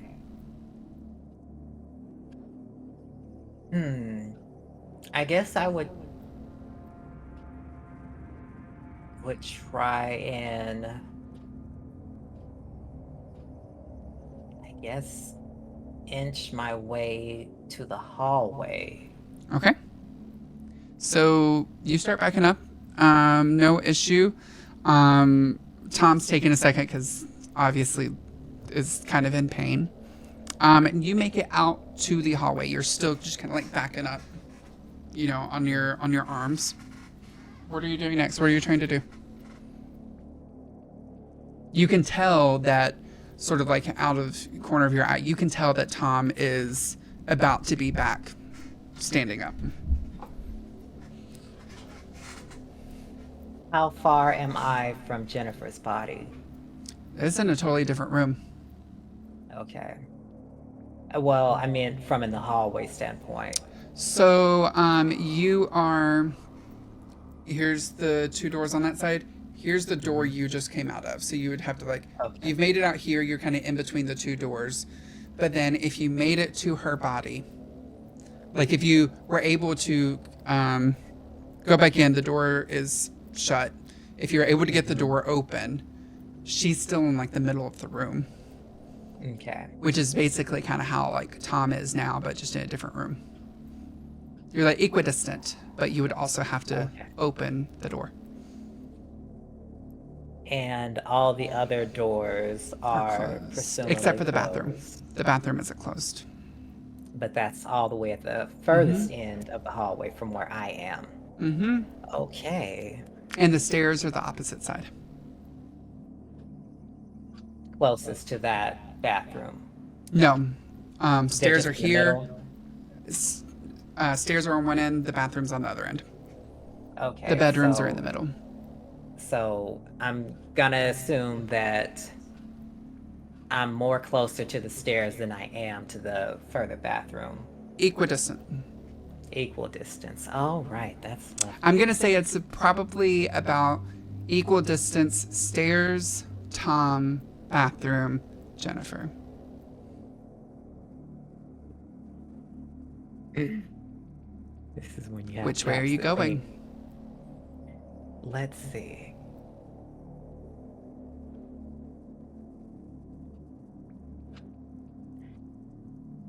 I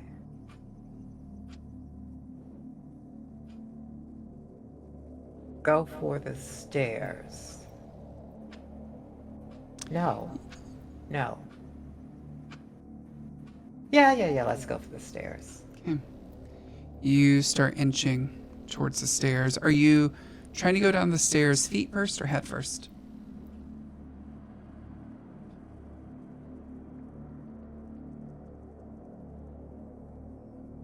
Because right now you're still on your back.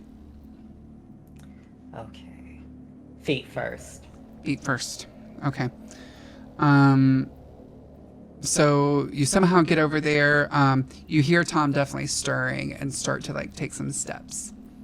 I assume you're sliding down the stairs? Mhm. Oh, quick question. Yep. What is the texture now of the blood on the stairs? Is it dry? Is it sticky? Is it still wet in some spaces, or what? It's not wet. I would say it's probably like mostly dry, but still a little sticky at times, but it's mostly dry. Do you slide down feet first? Yes, I push myself as hard as I can to go down feet first.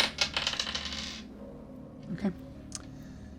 You push yourself feet first, and as you start to go down, you're hearing Tom's footsteps. He's starting to walk. He's like, "Little songbird, where did you go? I just want to play a game." And you're like, sort of like as fast as you can with your elbows kind of and your hands kind of letting you down. And you start, as you near the bottom,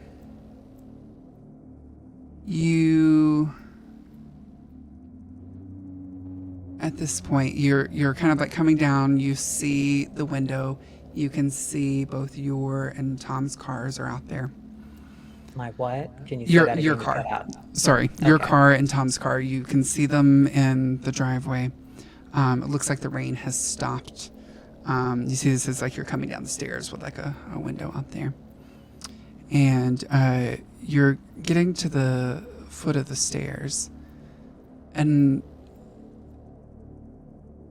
then you hear sort of in your ear, just like really close, somebody wasn't loud enough. And then you feel the cold steel across your neck.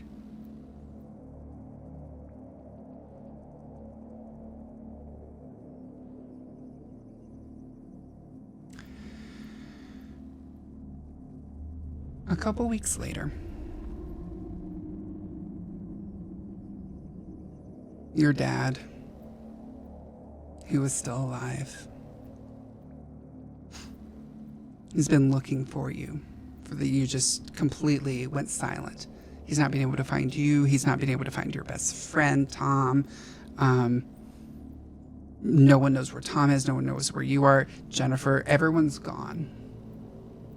And your dad remembers you saying something about Airbnb, and he contacts the company and finds out like where you are. Sort of, it was like an emergency thing at this point. The police were able to get involved, and they were able to get access and just know where the Airbnb was, even though the account had been deleted at that point. They still had record of it.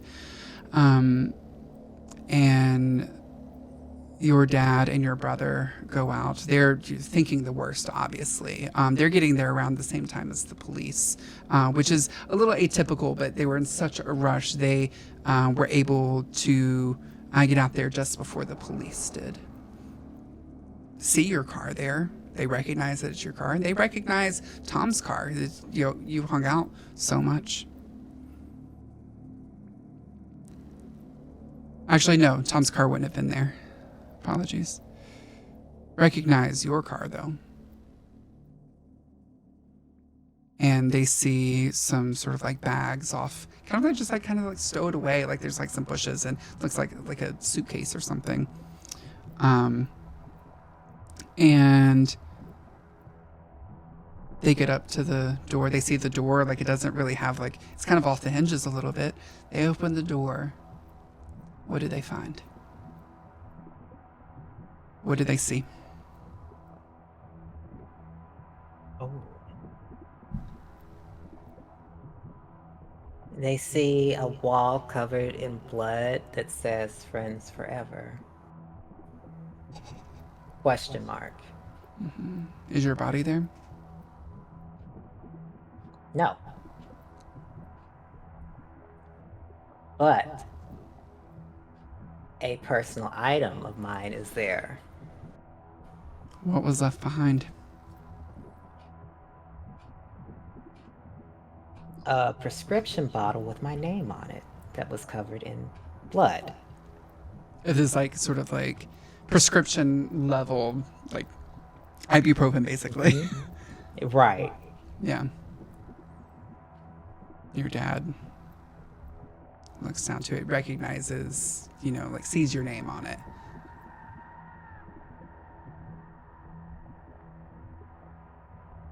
And he just takes a big breath as a tear begins to form. Meanwhile, while he's there, he gets a text message.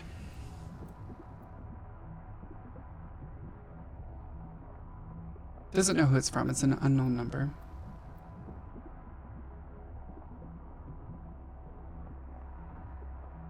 And it says,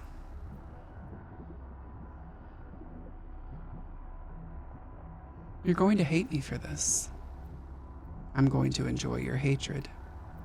It will destroy you sooner or later." And we fade to black.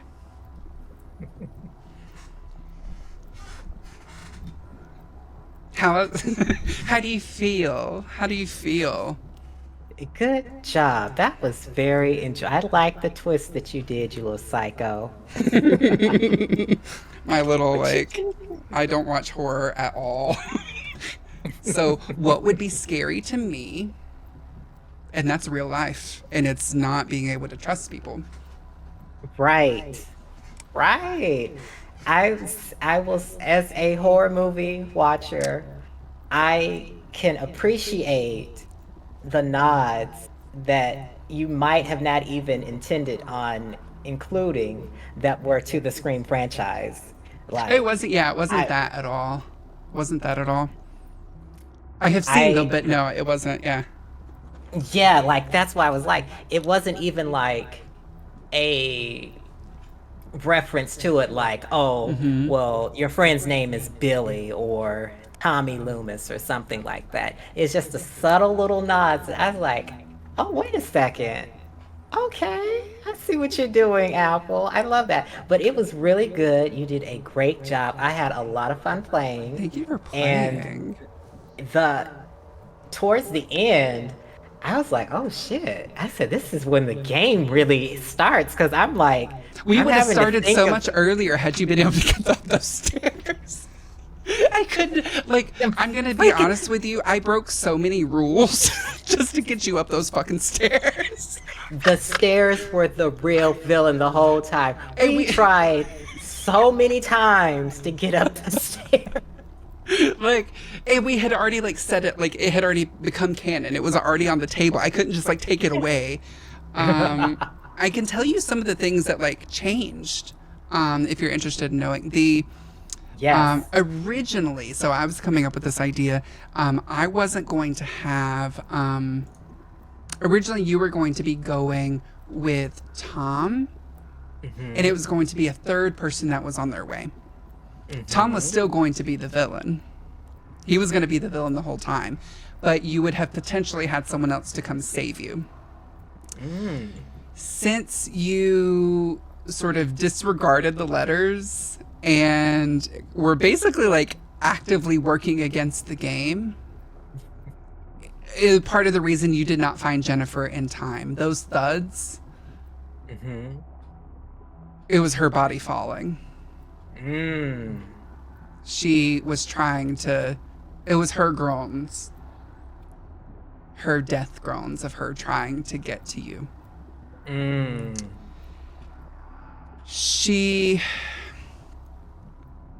There were ways to save her. I will say part of the rules of the game are if it, an NPC helps you on some of the higher levels, if you don't roll a 6, they automatically die. So we were doing that, but I couldn't kill the horror. And so it helped her die quicker. Because she was not going to be able to help you later. Because she would have possibly been able to help you had you been able to save her. Oh wow. But yeah, This there is were a like bunch of ways that we didn't go down. Yeah. I had like a pizza delivery guy planned. There were, we had everything. I had another letter still. The pizza delivery guy, I'm kind of proud of it. They were going to say something along the lines of, I don't have it in front of me right now, but they were going to say something, basically it was going to be, had you like been able to like find things a little bit here and there, there was going to be a pizza delivery guy that came like delivering a pizza, but just like looking super, super nervous and totally scared. And they were going to be like handing you the receipt, and the receipt, there's like the little, like you can have some comments on the receipt, and it was going to be sort of a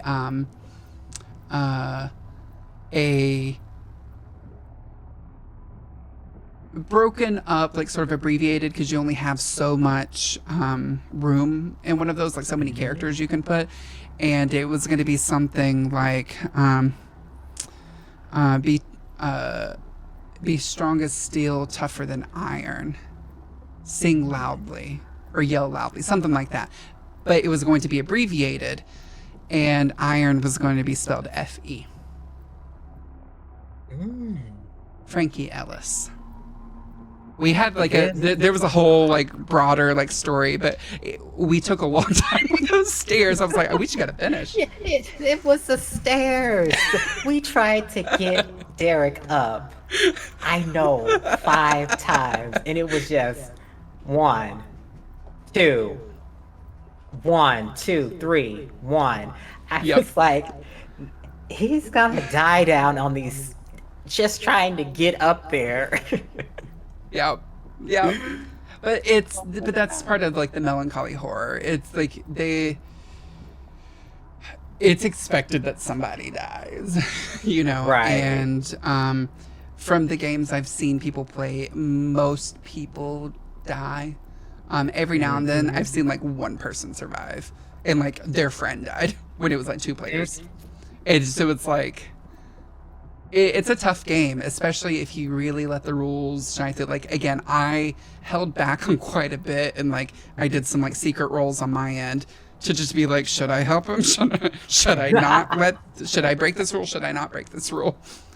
And the fact that you were getting NPC assistance from the horror, which for me was part of the goal. I wanted you, and I saw chat. I don't know if anyone's out there now, but I saw chat being like, Tommy's kind of hot sounding. Maybe I want to be murderized by him. My goal is to make Tommy attractive, to make him helpful. I gave you a clue at the very beginning of the story.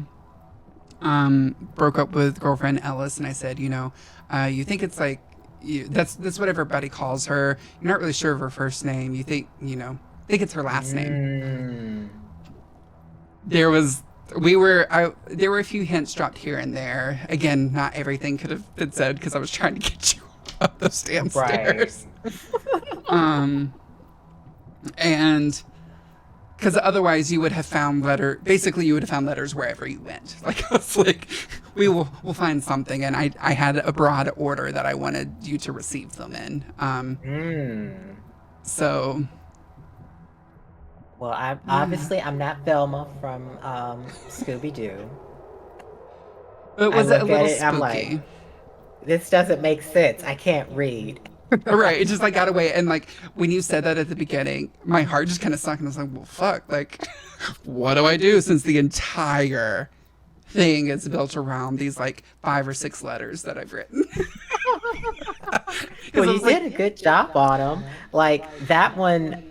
What was sent, let me get to it because, okay. The one about when it mentioned Derek's name, that twist there, because I was like, these letters are either A, from the killer, or B, from somebody else that played a similar game. And I'll give you the last one there. I was kind of right, so... props to the Virgo. Yeah. I was going to, had we done more with like the pizza delivery, I was changing how they were signed mid-game to like give you enough information, but not too much. Because I would have signed one of them probably would have been signed FE had the pizza delivery guy happened. Mm-hmm. So like, there would have been more drops of like F Ellis or something like that, you know. But was it spooky? Was it? Yes. You're as a horror professional. Yes. Did it work? Did your heart rate rise at any point? You created the atmosphere that the game is about and what you were looking for prior to our conversations in private. Yes. You created that atmosphere for the hopelessness, the dread, and just the all over Anxiety and despair. yes, basically that. Because at the end, I was like, well, what the hell am I going to be able to do? I can't just say there, oh, I'm just going to lay there and just whatever happens, happens. I was like, when I kept asking you, what did I have with me? I'm like, well, what can I use? Like, what the hell? All these times you were just like, oh yeah, I'm gonna put this down, or like I'm not gonna like take the like. You've never tried to call the cops or anything. You like there was like, you just like fully went for it, which I respect. I respect just sort of the. I'm just gonna do this myself. Yeah, and then that's what I guess that's me coming from my horror movie experience, because there was one part where you had asked me, was I going to be quiet? And I was like, at this point, no. Because typically, like, in a horror movie, it's like, oh, everything is fine in the first part of the movie. Oh, that's a body. Oh, there's a killer or somebody out trying to get us. We need to change the format. But I was like, wait a second. This is the first time you're like, because this is basically making your own screenplay for a horror movie. And I think you should do it. I just asked for royalties and a blood carpet premiere photo op. But I was like, you're able to go back and forth with Apple right now to make a horror movie that you haven't seen before. And why follow the same script when you can alter it to make it fit for this and make a unique experience? It's a role play. And I was... it's basic, it's a role play, and then improvising, being able to go off of you and being able to go off of me made it work, and it made it even better. So I'm like, you did good. You get a gold star, which today is a bag of sour jelly beans that I bought at the tabletop store that I sent you the pictures from. So how are you feeling in terms of like TTRPGs right now? Obviously, love it. I'm ready to do more. I am not in any way an experienced GM. This is my first time trying to like have the story and like decide what rules stay and go mid-moment. And like writing the story and everything. But like, what do you feel? There were a few times I had to push you a little bit, be like, no. Don't tell me what you see. I'll tell you what you see. Tell me what you're doing, and then I will describe sort of how the environment interacts back with you. My inner thespian came out. Yeah. It's like there were sometimes I couldn't say yes and. I just had to be like, what do you want? And then we'll see if you get there. Right, yeah. Because if you wanted to find like a gun, we're going to have some rolls for that. But if you're, looking for a light switch, you probably wouldn't have to roll for that, And so the things that you're rewarded with or the consequences that you are faced with come from the dice. So it's like, I don't know. Again, like with the stairs, I had no idea we were going to try to get you up those stairs 12 times. The stairs. You know what's a funny joke? Where I live at, I have stairs. So I hope you fare better on them than you did in the game. Legal government named me versus Derek are very different people, and I would more than likely be the one who is the villain or kills the person. I will tell you one thing. When I came back with the note the first time, when it said that mentioned Derek's name, I was like, it would be a twist if I just ran up right now and just bashed in Tom's head right here and there. And I was like, wait a second. Apple wouldn't want that. And then I said, let's make this story even better and see the the the climax of it, the reveal, or whoever is behind all of this. Because I was like, Well, I don't trust also, anybody here. yeah. Like, for one, I would ask, like, is it in character for, like, not as Virgo, but as Derek? Is it in character Right. to just, like, go up and kill your best friend when your biggest fear is killing someone? That's, like, two things against you. Also, your leg was severely broken. There was no Yes. running. Yeah, I mean, again, I stopped doing severe can look at- consequences, just so you know. I stopped doing severe consequences after the first one. I was just taking dread every time. Because Let's that one see, just got you. we had like one, Yeah, let we me had see, like like, 5 or 6 rolls of me just trying to get up. And yeah, get I can, up like, the show, stairs. like, chat here. Yeah, like, let's go back to the beginning.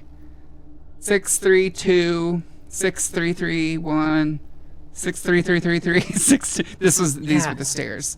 All the 333. Yeah, that's where most of the rolls went, was trying to get up the downstairs. I was like, this is turning into Home Alone, where Right. they're going through multiple traps and trying to just get in the house and haven't got in the house yet. And we got Right. 30 minutes left of the movie, but this was a lot of fun, and I can't wait to play more. Yeah. And I would love to see what you can do on the other side. Oh, honey, At I've some already got point. some ideas. Also, just realized that I, like, definitely did not call him. I called him the wrong name because I called him the name that originally the name I had created for him was Marcus Thompson. And then you said Tom, and so when I went back, I was like, I changed it to Tom Marcuson, but I forgot you had done Hollow, and so, like, I said the one letter was incorrect, but I'm noticing now. When you had asked me for a last name, I was like, Tom, and just automatically that came to my head was that little Tom Holland, Spider-Man yeah. twink. I was like, no, I don't think he would. I wouldn't be friends with him. No. That would have been hilarious, though, knowing now that, like, he was the villain all along. I don't I wanna mean, get sued. isn't that how most of those Hollywood twinks stay youthful? Is blood and stuff? Right? What Numi does. Not that. But yeah, thank you so much for playing. I'm gonna do a quick. I don't have, like, proper, like, shout outs on this. I even, like, the notifications, which, by the way, for everybody that's in the chat, like, even the notification sounds weren't supposed to be on. And they, like, I had changed the way I was doing them and I had not been able to test it yet. And so there were some sounds. So we did get some follows. I appreciate it if anyone's out there. Also, there were some subscriptions and everything. So, like, Council of Six followed, Jess Skellington, VT followed, Haunted Radio subscribed, and lots of people in chat, like, were rooting for you. And it just, like, going through some of this, when I said this, Aaron was like, she wasn't loud enough. No, anxiety. And then somebody was saying about your choice at the beginning of the game, the feudal optimism and denial at the beginning of horror movies, LMAO. I mean, there's always got to be the, oh, I don't believe in this. Yeah, and people were saying, like, as in her Videotape that scream. kills people. Say what? Say what? It's like how people are like in the movies, like, I don't believe in this, or this videotape's gonna kill me when I watch it. No, that'll never happen. Yeah, it's fully you. This is fully you. Yeah, so, like, a bunch of different things. Derek's 10 anxiety is all of our 10 anxiety. No, Derek, run! I came into the boyfriend murder part. Not boyfriend murder. Run, Derek. He's screaming because my name is Derek. I'm gagged and gooped. This is kind of hot, though. Why is Derek hot, though? Sorry, Tommy. Tommy is the murderous one. And then smooches, maybe. And then, like, cheering and everything. It's like, fuck you, Tommy. Run, Derek. Like, Yeah. I don't know. It was just a fucking blast. I do want to just give everyone in the chat in the audience one more notice of Virgos Horror, who streams at twitch.tv/Virgos Horror. Tell us what types of things that you do on your stream.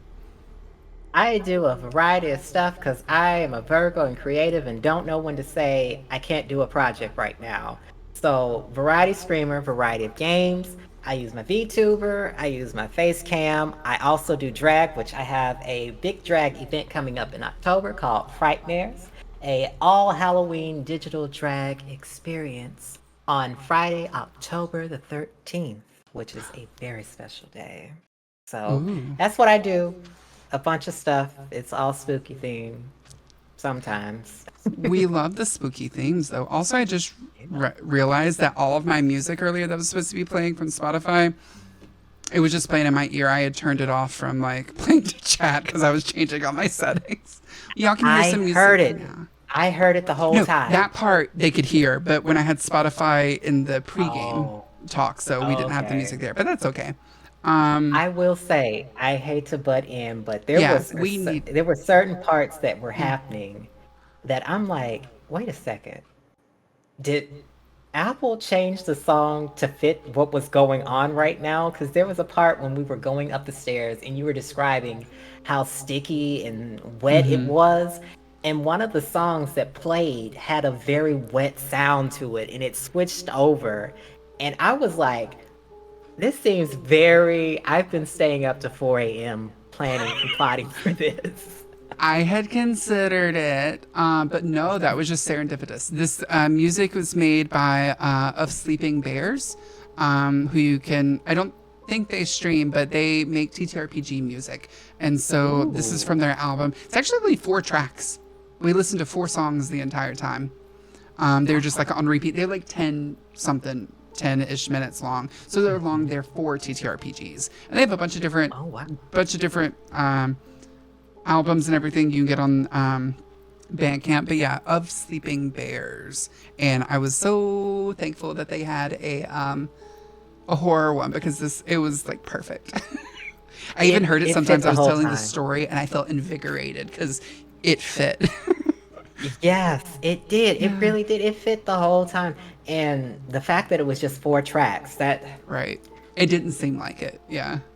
And I have to say again, though, you did such a fantastic job, especially coming in, like, not really, like when you can ask for something here or like, what types of actions you can do. And you really, really went with it. Of course, there was a couple times I was like, no, I'll tell you, like, but it was sort of the, even that I appreciated, like, you've definitely got like an image of this scene going on, in your head. And so like us like shaping it together. And I would love to at some point do another something like this. Maybe bring in like a second person. Now that we've both done it, I feel like I don't know if I can come up with another story because I feel like I'm sort of like the one and like, oh, that was my magnum opus. That was my the best work I've ever done, and I can never always match it. aim for gold for the first time. But like, now I have a little bit more of an idea of how this goes and like what kind of chaos. Because the game is meant to go quickly. Like once it starts revving up, you're supposed to go all the way to the end, which is why your despair was going up very. I'm like, I was like, okay, we up the stairs now. I can finally start giving you all the numbers you were supposed to get. Stairs. Otherwise, you know what would have happened had I actually like put your anxiety up when it was supposed to be? Everything would have been a desperate roll. You would not have made it up the stairs. And I was sitting here thinking, I was like, do I want the ending to be Tom finally gets mad? It just kills you. The thing that I did not tell you that I hid from you because I felt like it made sense to give a little bit more mystery, but I can spoil it here now. If you like read the full rule book. So you automatically die at 5 despair. You automatically live at 4 hope. You also cannot escape until you're at 5 hope. I meant 5 hope, not 4 hope. before. Okay. You either live or die at like 5 hope is the only way you can survive. 5 despair is the only way you can die. Okay. So it doesn't matter what happens, the story has to keep going until I get one of those numbers up higher. And we started going with this. You kept having so much dread, and I'm like, okay, I'm going to get you far up, and then it's going to come down to 1 roll. Because I can't give you the 5th despair. I can't spend dread to give you the final despair. But I could get you to 4. I was able to like speed the story up that way and make everything. Oh my God. Well, I can tell you hands down that I'm plotting and scheming something, and I want you to be there, not as retaliation, but we make a good pair when we do this. Yeah. We'll see after I sleep on it, but your dream self is gonna enjoy this nightmare. One can hope. One can hope. Yeah, thank you again so much for playing. I will have to play either this or another one, and if we play this one again, I think it would be fun to like bring someone else in here too. Like even like if I'm GMing again, but like have 2 of you here, I think that could be fun just to see what happens. Because when you have more than one actual player, and it's not like the NPC that I kind of, well, you did it, but like got killed early. But you can betray one another. You can work together. It's like another person to like bounce stuff off. And in those moments, I'm not going to make one of the main characters the villain because it wouldn't work. Right. You'd have to have a plethora of people here to be able to.